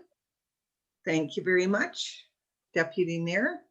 I so move that we accept the emergency management verbal presentation as information. And further, we would like to advise citizens that the Incident Command Post, ICP, has been reactivated as of 10 o'clock this morning, and that Jennifer Lutz is the acting Director of Emergency Management at this time. Okay, thank you. Did you get all of that, Marcy? Yes, she's got her thumb up. Okay, so I believe that is the end of our meeting today. So I will get a motion to adjourn. We got to vote on that motion. Pardon me. I'm getting ahead of myself. Okay, let's vote on that. All in favor? Carried unanimously. Thank you, Mayor Majishka. Okay, motion to adjourn is Mayor Majishka, and we are adjourned at 4:49. Thank you. Thank you, everyone. Have a good evening.